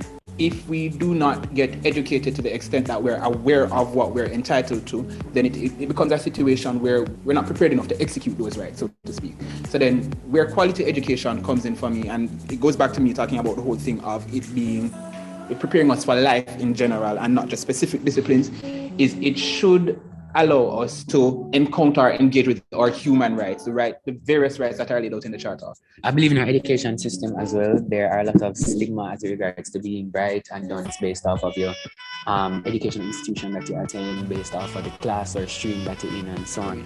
So where quality education comes in is informing us students about our rights so that we can then go on to champion social programs and so on to ensure that everyone, regardless of your educational institution that you attend, is aware of their rights and can express themselves in an academic sense and pursue their interests. I think a part of quality education is that you get the exposure to not just formal education, but informal education, especially interpersonal skills. We need to tell the stories of those schools that are transforming the lives of their students and the families of those students so that more schools will see that it's possible in their context. It's no good to bring examples from other countries and say, see what they're doing in New York and what they're doing in Finland and what it's good to learn, but you also have to see what is possible in your own context.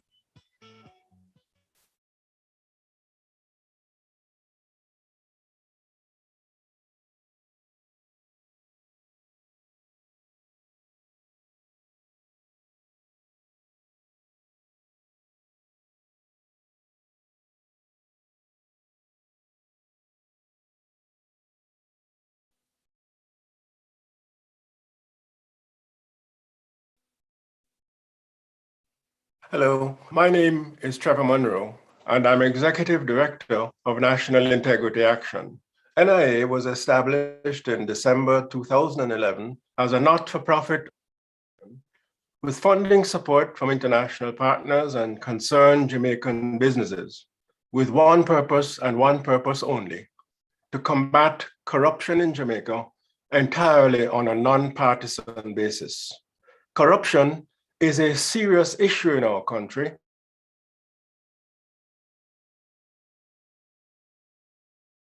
Contributing too much money, which should go to government to provide services for the people, is being lost to corruption.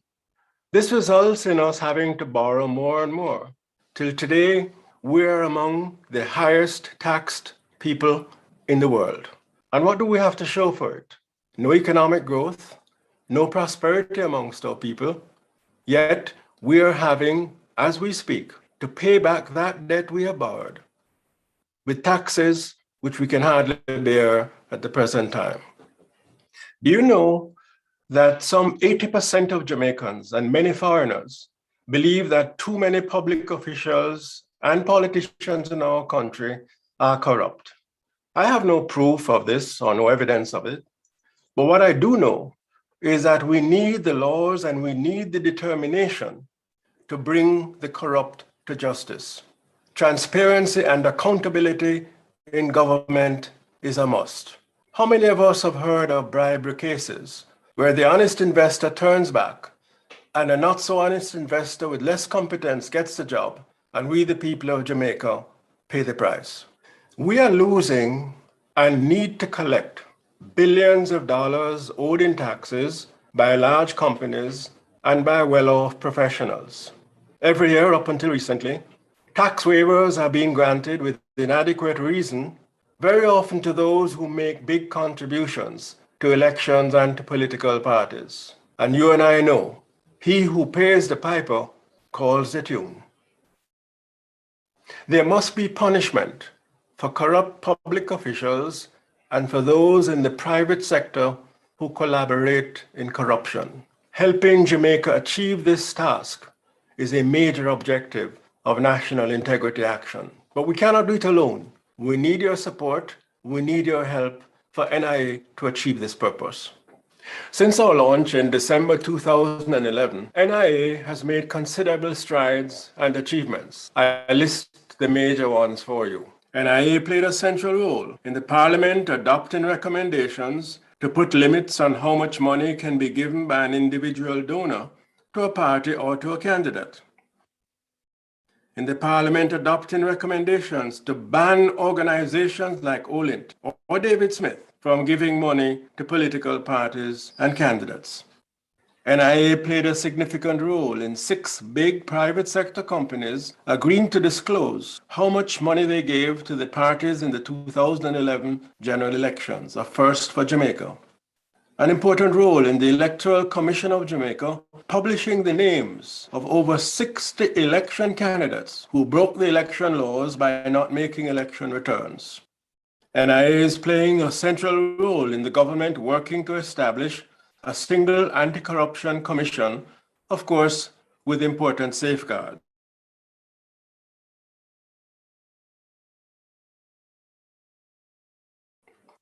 Held earlier in 2012.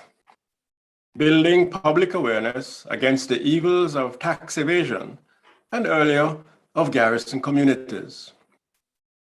An important role in the Office of the Director of Public Prosecutions, publishing their annual reports online. NIA is also committed to exposing through advertising the corruption realities we face as a nation. Maybe some of you have seen our commercials, which I'm happy to say have contributed to raising levels of public awareness and public understanding of the evils of corruption. I want to show you some of these ads again. Yes, sir. I will find out, sir. I think you're going to win the next election. I just need to know how I'm going to benefit. See the Chris SUV there? I might get all of the government big contract them. Them have to give him. I him support them big time. Not no left away. That to stop. Jamaica no for run, sir. If the publicly show how much them give and stop the corruption. For real. End secret campaign financing now. Build integrity. Sponsored by the National Integrity Action Limited. Mommy, please, no, mommy, please, no. Mommy, I have no choice, baby. No, mommy, no. Intimidation and abuse. You can't pass yourself. Go back that way then now. No freedom of movement. This is no way to live. Dismantle garrison politics now. Build integrity. Sponsored by the National Integrity Action Limited. And pay your taxes so we can have a better education system. Pay your taxes so we can have better health care. Pay your taxes so we can be better equipped to protect your life and property. Pay your taxes so we can get help and cut poverty. Build integrity, end tax evasion, and develop Jamaica. Sponsored by National Integrity Action. The realities shown in those ads have to be dealt with more effectively.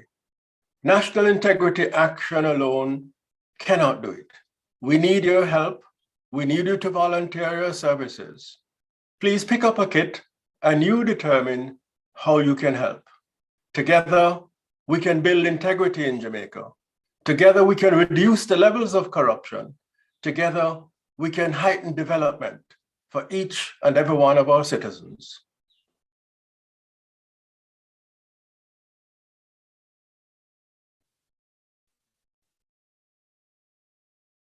Having such a fantastic morning, haven't we? Now, if you're just joining us, you missed out big time. You would have just missed a fantastic conversation and presentation by Mr. Amani Simpson, youth advocate all the way in the UK. But don't worry, it's going to get better. So just get comfortable because we know we'll enter our next keynote presentation, and it will be done with Mr. Dushan Savadia, CEO and founder of Amber Group. But before we get into that discussion, watch this.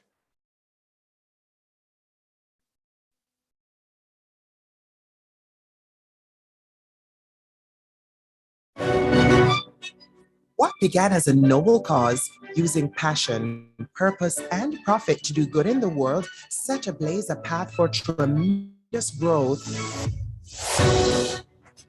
With humble beginnings, from a 600 square foot apartment in Kingston, Jamaica, the Amber Group has soared into a global technology conglomerate with 10 business lines serving customers in 30 countries, all in 6 years. The unwavering commitment to excellence, innovation, and purpose started with the AI-powered vehicle security, fleet management, and telematics solutions that keep assets, people, and borders safe while optimizing business efficiency. This is Amber Connect. First in the world to create artificial intelligence in vehicle tracking, integrated voice assistance, QR code-based driver recognition, Fleet 2.0 with various packages to suit the fleet needs, and now piloting the innovative pay-by-card technology where your car becomes your payment card. Global enterprise software development, the heartbeat of Amber, emerged 1 year later and is powered by highly skilled coders and developers who have created over 400 applications in the last 6 years. This is Amber Innovation Limited. Innovative application and business support with resource as a service, cloud as a service, and security as a service, driving the group's other business lines. Amber Pay continues the innovation powering applications that go beyond payments. In 5 years, we have developed innovative payment platforms serving local, regional, and international banks and fintech solution providers. The Amber Pay app, multiple ways for merchants to collect payments and better interact with their customers. Amber E-Link, enabling small businesses to send a payment link via digital media. Amber E-Store, where merchants can set up their e-commerce store within minutes without a software developer. And now, in partnership with MasterCard, Amber Tap will replace the point-of-sale machine with your smartphone. We are also securing our footprints in the digital world with Amber Cyber Eye, offering third-party services to our clients to protect their systems. Security assessments, penetrations, testing with Caribbean first real-time 24 hours cyber threat intelligence monitoring unit. As we continue to power the future, Amber Fuel will revolutionize the gas station forecourt experience. A partnership with the GB Texaco that includes a fleet management cardless, cashless fueling system with RFID-based technology to pair with your app and payment method. Amber Aviation, enhancing the aviation industry in Jamaica with a brand new product for locals and visitors to experience open cockpit, ultralight plane, and private jet share aviation services, which makes private jet flying economical and affordable for many. The Amber Group, pioneering innovation.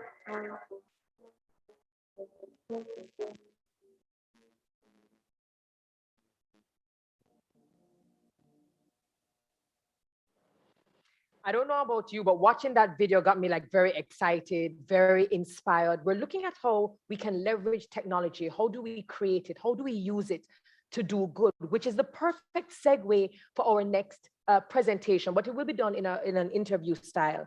And the theme or the topic is technological justice, rethinking and nurturing technological innovations that have social value and are environmentally sustainable, which aligns with the SDG goals. If you go back, you'll find climate action, and you'll also look at the various impacts on socialization. So let us talk about it. Let us get into it.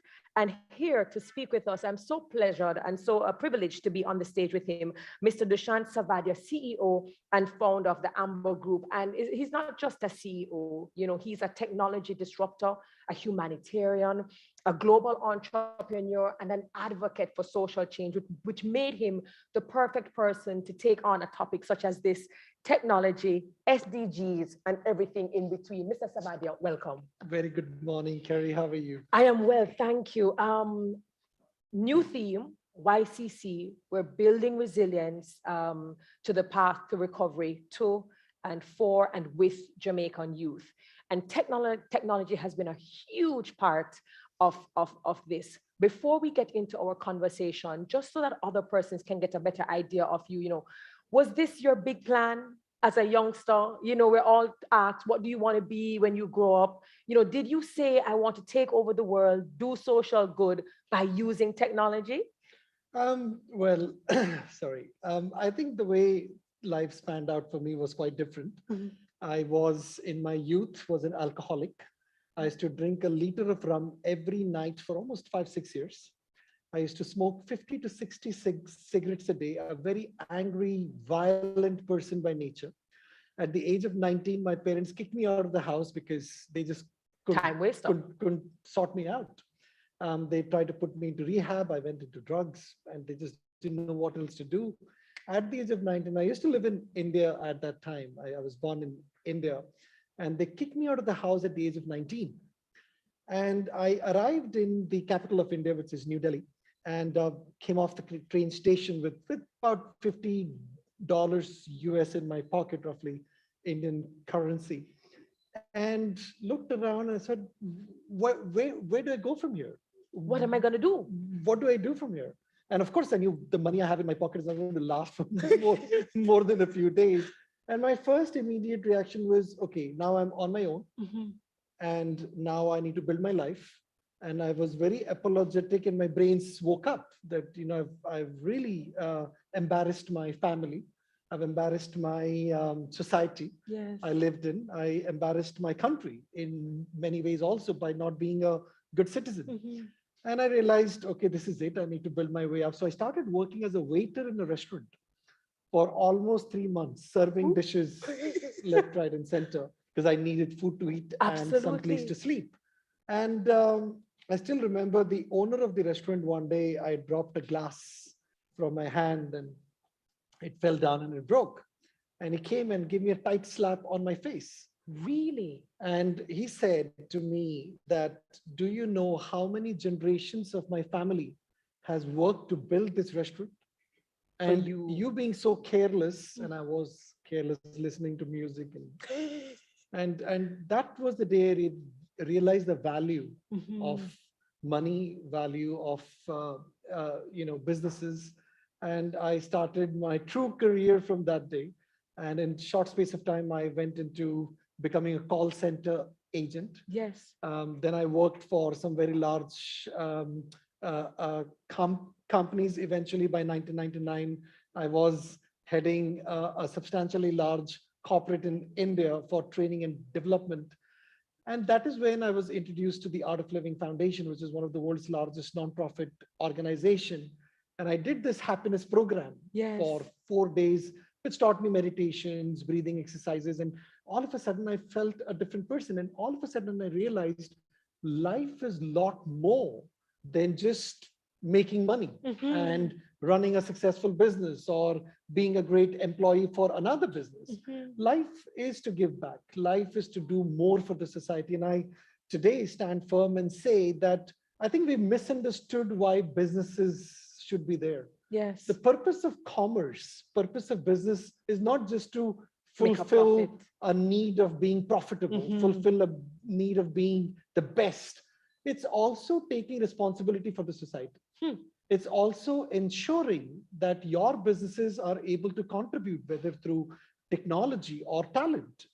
Whatever you're producing for the society or giving to the society is actually making a meaningful difference in the growth of our society. Now we turn around and say anything that is a social responsibility, it is government's yes, responsibility. It's not our responsibility. I agree to that to some extent, but not fully, because the government can only do so much.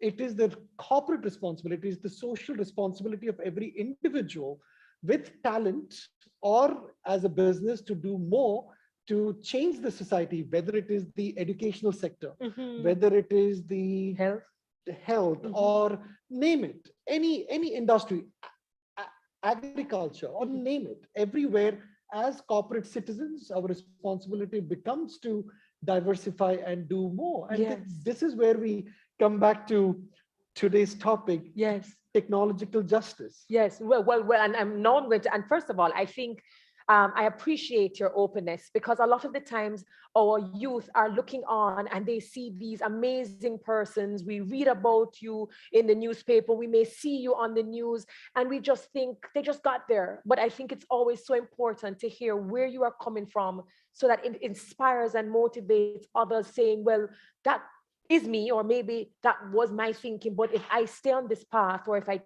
change mindset, or who my friends are, maybe I could get to that place as well. So I thank you so very much. Just to add there quickly, Carrie, from 2001 till 2015, I was serving a humanitarian organization, traveled around the world, taught stress management courses. Even in Jamaica, I came to Jamaica in 2012. And for the first 3 years, I was teaching stress management and rehabilitation program in the prisons. I taught nearly 3,000 inmates in the prisons in Jamaica to overcome their violence tendencies and take more responsibility for themselves. Early 2015, and you made a good point, everybody looks from outside and think, look at this progress of this company and look at how well they're doing, and look at this guy and such nicely dressed all the time and driving a woke up like that. It's not easy. And I can tell you, 2015, January 2nd, I will never forget that day. I was completely broke. I had no food in my fridge.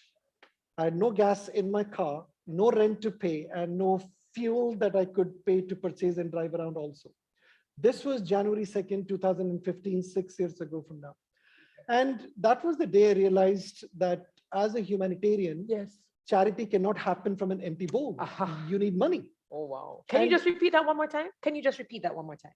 Charity cannot happen from an empty bowl. All right.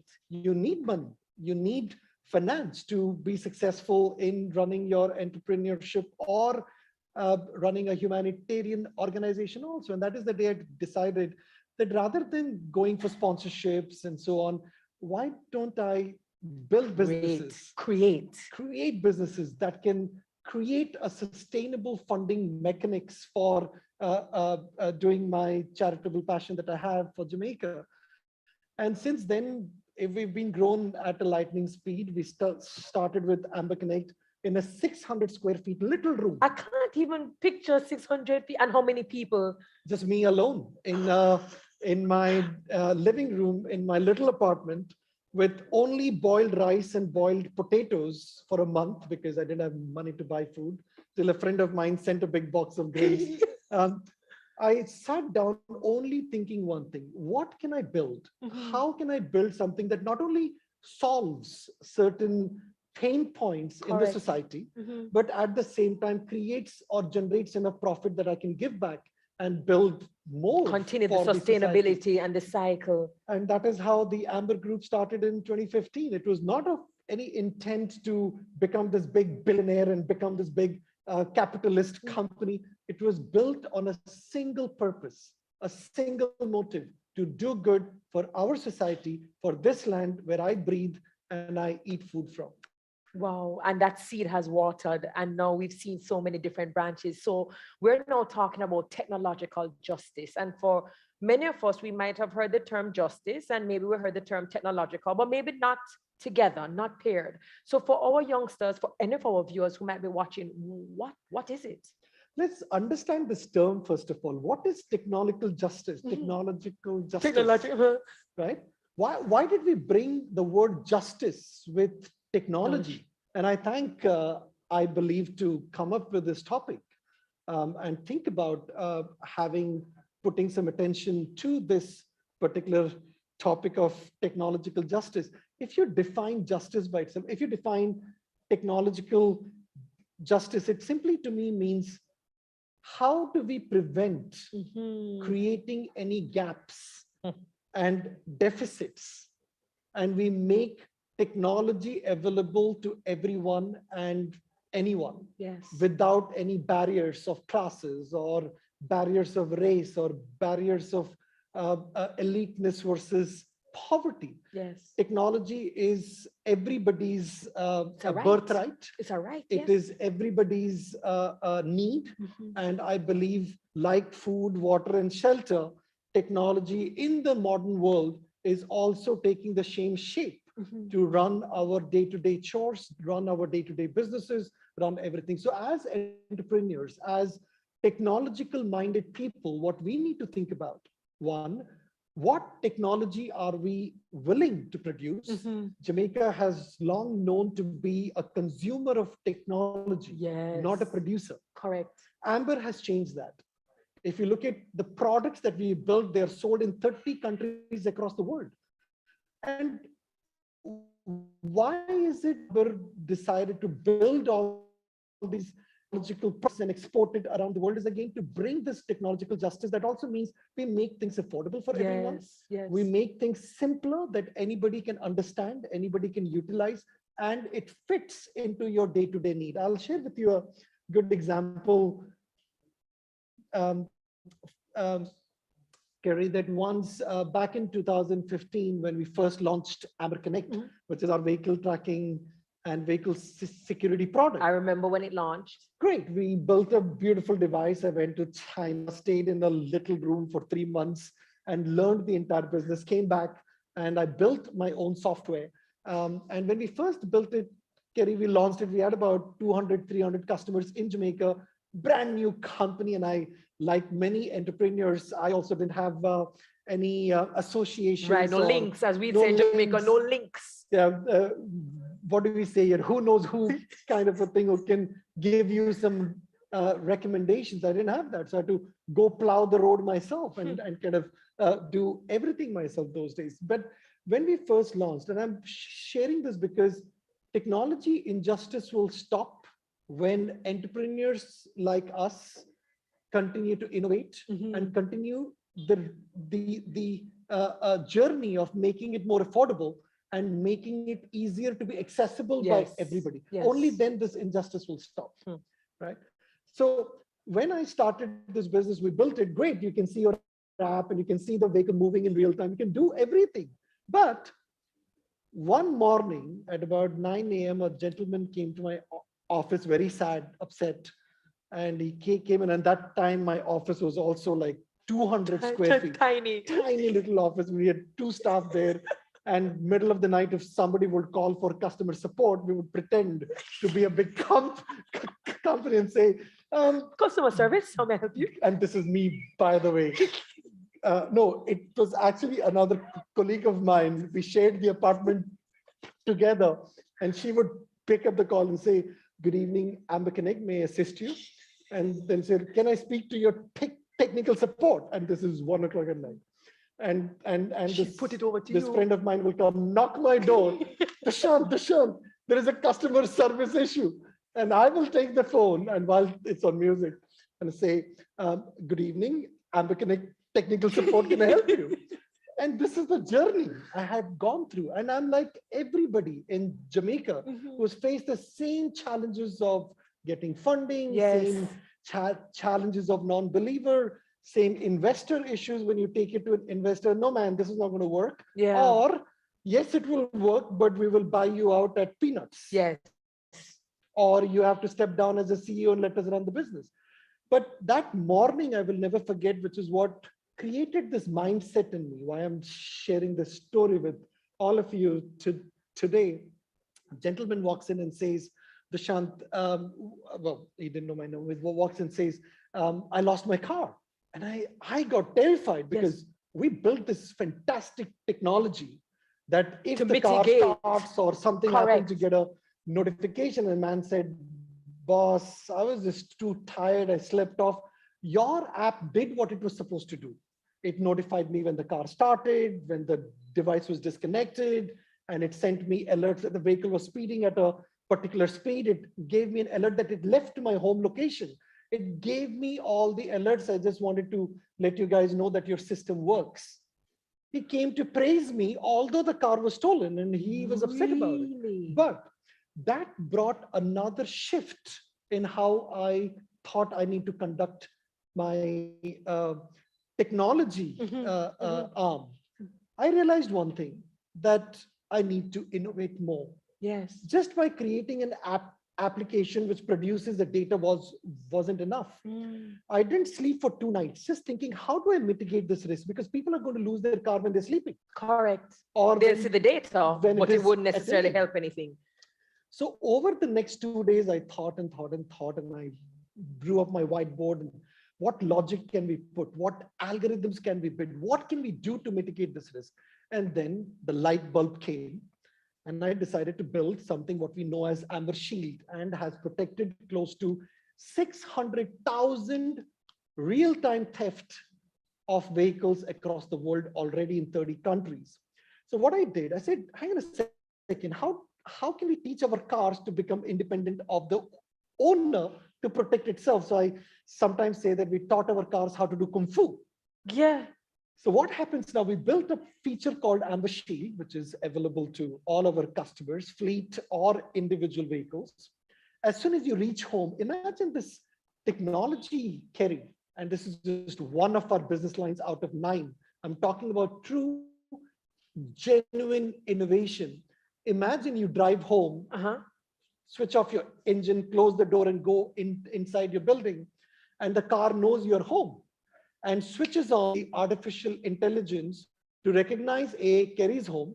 She's not going to leave anymore because it's 9 o'clock at night, and switches on something called Amber Shield, or rather arms itself.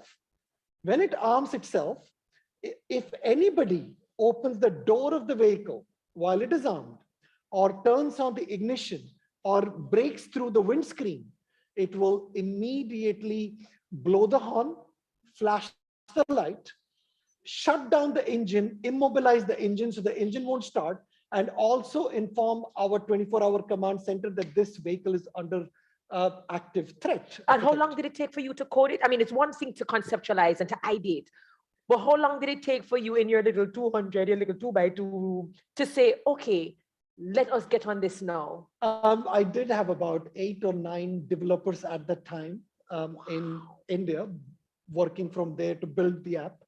And I think we built it in about a month's time and launched it. And then we gave it away for free for a very long time to see how it picks up. And it's amazing that there's so many users using this feature now, because you don't have to worry about your car when you're sleeping. So I'm sharing this experiences because where I would like our youths, our entrepreneurs or budding is to continue to innovate. We also worry about IP theft. Yes. Or, I've built something, but what if somebody else steals my idea? I can tell you, my friends, be ready. Somebody is going to copy what you're going to do or what you've done and do it in a different way. So it's not an infringement, but they are free to do so. But where we will succeed, where nobody can catch us, is when we continue to innovate. And over the last 6 years of Amber Connect alone, we've now built more than 6 years. It's unthinkable. So this is where the technology mindset has to change. Right. Kerry, to me, It's all about think ahead. Think Right. about the next 5 years. Think about the next 3 years. No, you said something earlier, and I've heard it a lot, that we are huge consumers of technology, that we are not necessarily the creators. We spend a lot of money. We use some of us have 3, 4 phones. We're very, very good. We know how to handle it. We know how to share information, to disseminate. What do you think we have to do? And is it an educational, a lack in terms of, the educational system? What do we need to do to start nurturing that talent from early, to be more creators rather than consumers? And there's nothing wrong with being consumers, because that's how you learn. You come into contact with things, you figure out, but this could be improved, or I could do this. But how do we move from accepting information, going out into the world, serving as an employee, rather than saying, how can I serve my country and even the world through technology? How do we get that mindset shift? You mentioned a very good point about becoming the education side of it. And I'm so pleased to inform you today that over the last 8 months, we rolled out the Amber Heart Academy, which is currently training 100 youths full-time on a residential course at the Stony Hill campus of Heart, a full 1-year coding training program with guaranteed jobs at the end of the 1 year with the Amber Group. No, that is fantastic. For me, we need to build an army of coders in Jamaica. If you look at Jamaica, we've been established market for tourism, fantastic. We've got that niche, great. We've locked it. We can do that with our eyes. Coffee, there's only how much we can grow. Bauxite, we can only how much we can mine. Call centers, great, but it's only how much it can expand. And also, I'm a little fearful because you have voice bots and chat bots, and they're becoming so prevalent so fast. Correct. If you can imagine the entire Amber Connect business with hundreds and thousands of users, we have only 4 support staff in the back end. Most of the job is done by the bot itself. Artificial. So you can chat and the bot responds and it does everything.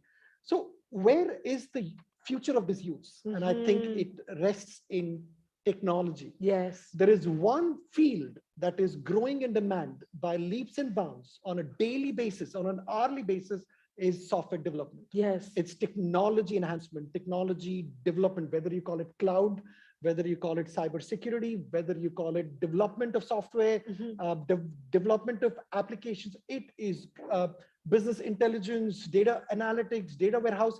That is where the world is going. And you know that the pandemic has pushed us all to think out of brick and mortar, to think out of our daily way of handling things and go as digital as fast as possible to continue to make money. Yes. Now, if that has become the digital requirement of the global need, then why should Jamaica stand behind and not catch up to that race? That is why we built the Amber Heart Academy, the coding academy for youths at no cost. Heart takes care of their accommodation and food, and we take care of their education, the laptops, the entire academic 1-year training. That's fantastic. No, I know I don't even have to look, but I know because we have persons watching via YouTube, Facebook, Twitter, Zoom, VFairs. I know that there are going to be youngsters saying, is this by application? Do they go to your Amber website? How do persons get more information? They just need to get in touch with Heart, and their lines are open. Fantastic. We also bring in coding in schools now, which will be announced in a short space of time. You guys are the first one to hear.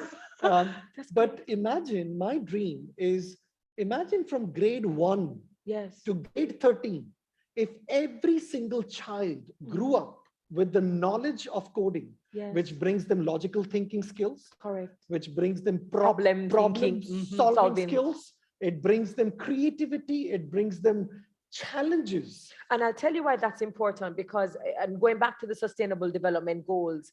It is the reduction of inequality and the inequity. And so what we do find is that, of course, you have children who are getting access to chess, which is another game, that they say, helps you with problem solving. And you have a lot of children who are getting access to coding, but usually what you do is you find those within the prep schools. It's usually the parents who have the ability, the power, the economic power to have that accessible. So if we could actually allow coding to be accessible to students in primary schools and in communities where honestly their parents could not possibly afford one day of coding, much less, then that would be a game changer. And also remember, Kekeri, when they pass out at grade 13, okay? And we also know, and it is a fact in Jamaica, that a lot of our youths, because of economic reasons, they have to go into a very early employment. Correct. And then they land up with jobs that they really do not want in their life, but they don't. But they have have to accept it. Correct. Right? And I'll give you a good story. A couple of weekends ago, I was at Ochorio's area at a resort, just for a weekend break on our lovely beaches. Yeah. And I met this beach boy who was serving and putting the towels and on the bench. And I got chatting with him. How are you doing? And I'm like that. I love connecting with people. Yeah. Because I believe everybody you talk to, you learn a little more. And this is one of the key things that I would suggest to all the youths here listening. Listen, the nature, the environment, people around you are teaching you all the time. Yes. Listen, don't be in a hurry to speak unless you're on the show. So I met this youth who was doing the beach stall, and I got talking to him, and I was watching one of the aviation videos that we just launched, Amber Aviation in Jamaica, that would fly ultralights for tourists and locals, and that also will bring a new economy of pilots and mechanics and ground staff and ecosystem, so on. An entire big ecosystem by itself, because I want aviation to be also known in Jamaica very well. And part of my business adventure, and also remember, everything we do, it's also connecting and uplifting Jamaica. Whatever we do, every single business is to contribute to the overall growth of the country. Elevation, correct. Elevation. So when I met this youth, he just saw me seeing this video and said, "Sir, you're an aviation enthusiast, look like." I said, "Yes, we are launching this in Boscobel shortly, and we're starting Amber Aviation, which will have microlights and jets and for tourists and locals." And then he had tears in his eyes, and I'm not lying. He said, "I finished my ground schooling to become a pilot, and my mother passed away." Oh no. And because my mother passed away, my only source who was paying for my education left. She's finished ground schooling, but he couldn't go any further. So literally he's grounded. He's grounded. And he had no choice, and the pandemic hit, and he went to become a beach boy instead. These are the stories that we have in Jamaica. There's talent, there is skill, there is passion. This country is not short of talent. This country is not short of very brainy youths who really are an inspiration to me also. When I looked into his eyes and said, "You're going to become my first pilot," we're bringing him on board, sending him to finish his pilot training. He will be a pilot in Amber Aviation. And this is what we are here for. And as businesses, we have to continue thinking about it. If not, what we prefer. Yes. Why did I start a whole Amber Coding Academy? Because we are a software development company. Correct. We build software. If you pay for your electricity on your JPS app, that was built by us. So if you look at the amount of software we've developed for so many companies in Jamaica and globally, we need a strong force of coders ourselves. So for me, not only that it is going to serve Jamaica's economy to come 3 class up. Yes. Because software developers are paid high. They have to be. Right? The demand is high. Correct. The demand is high. The salaries are high. And imagine if we as Amber in the next 10 years could bring a fleet of 100, 200,000 developers out of Jamaica. Companies across the world will choose to create their base in Jamaica. Correct. And that is the vision. How do we bring Microsoft? How do we bring Apple to set up their infrastructure of software development because we have a valley, because we have our because own we valley. build a Caribbean Silicon Valley in Jamaica. Let me ask you this. We can't speak about innovation, or we can't continue to speak of innovation and doing good and social good and elevating for not just citizens and communities in the world without speaking about inclusion. It's a huge thing for me. Like, it's so big for me. And I find that with technology and leveraging technology, we can now bring in persons who traditionally would not be represented, in the space. What are your views in terms of, even as Amber increases, and I don't know, what the staff complement is, but as it increases, how do we shine the spotlight also on youth who may be paraplegic or maybe deaf? Or how do we now create software in a country where our deaf communities don't have software available where they can walk anywhere without an interpreter present and be able to have another business attend to them as clients and customers? How do we bring them into the conversation? Kerry, this is a very good question, by the way, and hats off that we have people in our society like yourself who are thinking about this sort of an inclusion. Thank you. And to answer your first question, we have a staff complement of 400 staff now across the world, and this is just in 6 years. Remember, we're still in a 600, from a 600 to, yeah. But again, we're a technological company. We make technology drive 80% of our business. Right. 20% of our business is driven by human like us. I'm a huge human as well. So I think, Kerry, the bottom line is, when we talk about inclusion, and you mentioned about how do we deal with deaf and blind. For the blind, there are voice speeches that are now becoming very popular. Prevalent. In fact, if you log on to Microsoft or Apple or your phone, it all can speak back. Correct. For example. And they have these little accessible icons that you can press. Correct. So even as a society, as we grow, whether there's a government application or a private application, all applications must cater to it. Second, we also have people who are partially blind or who can see very less or have eyesight issues. That is why you see all the world-class solutions will also allow you to make the text bigger within their own application. Again, all of this shows as a company how much you care about the inclusion of other sections of our community. It goes, and I'm not sure if at this point of time, for those who are blind, we've been working on it in the back end. You did Amber Connect, for example, to Alexa. Great. And we thought it through, because end of the day, voice assistants for those who cannot visually see but can impaired. hear. Yes. Voice assistants are becoming the way. I can talk to Siri, or I can talk to Google, or I can talk to Samsung Bixby and give commands to make a call. I don't have to see my phone anymore. But when it comes to the other applications of day-to-day use, whether it is I'm going to pay my tax, I'm going to do this, how can we include this technological inclusion for every section of the society, including going into voice assistance? Yes. In fact, we're helping another very big company here which transacts on a daily basis with a lot of clients to go completely on voice. Wow. You can check your invoice, you can pay your bill, everything just through commands. Well, that would be amazing for communities, and I thank you so very much. But I think it definitely needs to be something that we look at a lot more, because we tend to look at the persons who look like us, who are completely fine, but then there's always this gap that you say we should always be trying to fill. And I know if you have any questions, again, if you have any questions, Dushan Savadi will be here with us for a little while, and so make sure that you load your questions, regardless of whether you're watching, regardless of the social media platform, whether it's a VFairs platform. Let us know your questions.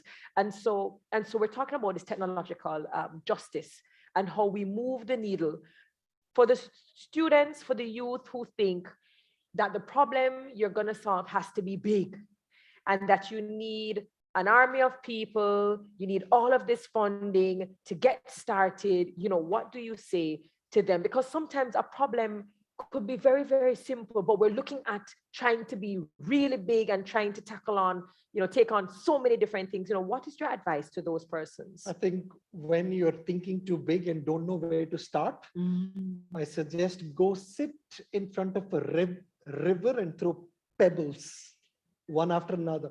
You need to clear your mind. I think what we also forget that, yes, technology rat race is there and we need to build a business and we need to do this and that, but we should not forget that soft skills are equally important. Yes. Your ability to relax, your ability to be at ease with yourself is as critical, because if you're at ease, you will bring your environment into ease also. So from my perspective, as entrepreneurs, as technology people who are really out there to do some good and make a difference to the society, first step, you calm down. Be patient with yourself. Allow some room for yourself to make some mistakes. And listen, Kerry, if I can tell you, I've made the worst of the mistakes worst of the mistakes that I could have thought about. Bad decisions in the business and doing things that I, in hindsight, would never do. And how do you bounce back? Because that's another thing. It's the fear. So you make the mistake, and there's a difference between persons who succeed as entrepreneurs, because they make the mistake, they feel the sting, but they go, I've learned, let me move on. But many people feel the sting and then they go, I don't want to do this again. I don't want to feel this again. How do you bounce back? This is where the question why starts. Why are you doing this? Why are you doing this business? Why do you want to build technology? If it is only for a self-serving purpose, you will only grow this much. Yes. But when your business, your technology is focused on the society for the higher good of people and higher good of the nation, then I tell you, you will get the courage and strength to lift yourself back up. It doesn't matter how many times you fall, but it matters if you don't take an effort to get up. Yes. Get up. Because end of the day, look, where I faced so many criticisms as an entrepreneur, because when you grow fast, there are people who don't like you. Yeah. There are people who are going to talk and create rumors that don't exist.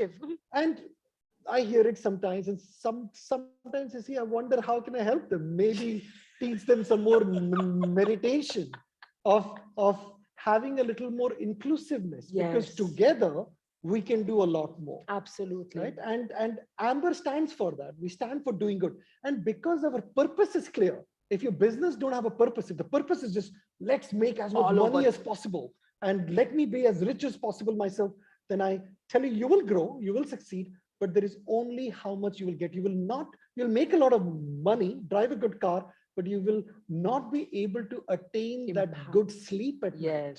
Yes. Right? So to me, what is important that you define your purpose as a business. Your purpose is to create inclusion. Your purpose is to create solutions that solve people's problems. And if you're true to your purpose, nature will protect you and nature will take care of you. To me, we've gone through some big stuff also. Yes. But when we went through it, I said to my team the same thing. Don't worry. We stand for good and the good will protect you. The question you have to ask yourself, are you standing for good right now? Yes. And if that becomes the foundation of your business, the nature, God, whatever you believe in, will stand by you, protect you through your difficult times. Ooh, I hope these people are saying preach, because listen, I can't see the chat from where I am sitting, but I know that you guys are going to give us a preach somewhere. I mean, I know I'm 2020, guys, but that monitor is very, very far from me. But listen, Trisha Greer on Zoom said that the discussion points that you're bringing reminds her of what the minister said yesterday. That would be the Honorable Robert Nestor Morgan, who said that the outcomes may not always be equitable. There may not be equity in all of the outcomes, but there must be equity in the opportunities that we offer persons. So she said, great point. So I have some questions here, and we're going to get through them very quickly, because you guys, I know you want to have Dushan here for the entire time for your own selves. So a question here is from Jermaine McKenzie, watching via YouTube. What educational path, traditional or non-traditional, did Mr. Savadia journey on to support the dream he now lives? So you gave us a great idea in terms of you not really having anything, not really having any vision, any nothing for yourself. But at some point in time, you realized, I need to do better. So what educational path, traditional or non-traditional, did you go on in order to get you here? I'm a bad role model in that sense. Look, I'll be frank, you know, I don't have any degrees on my side.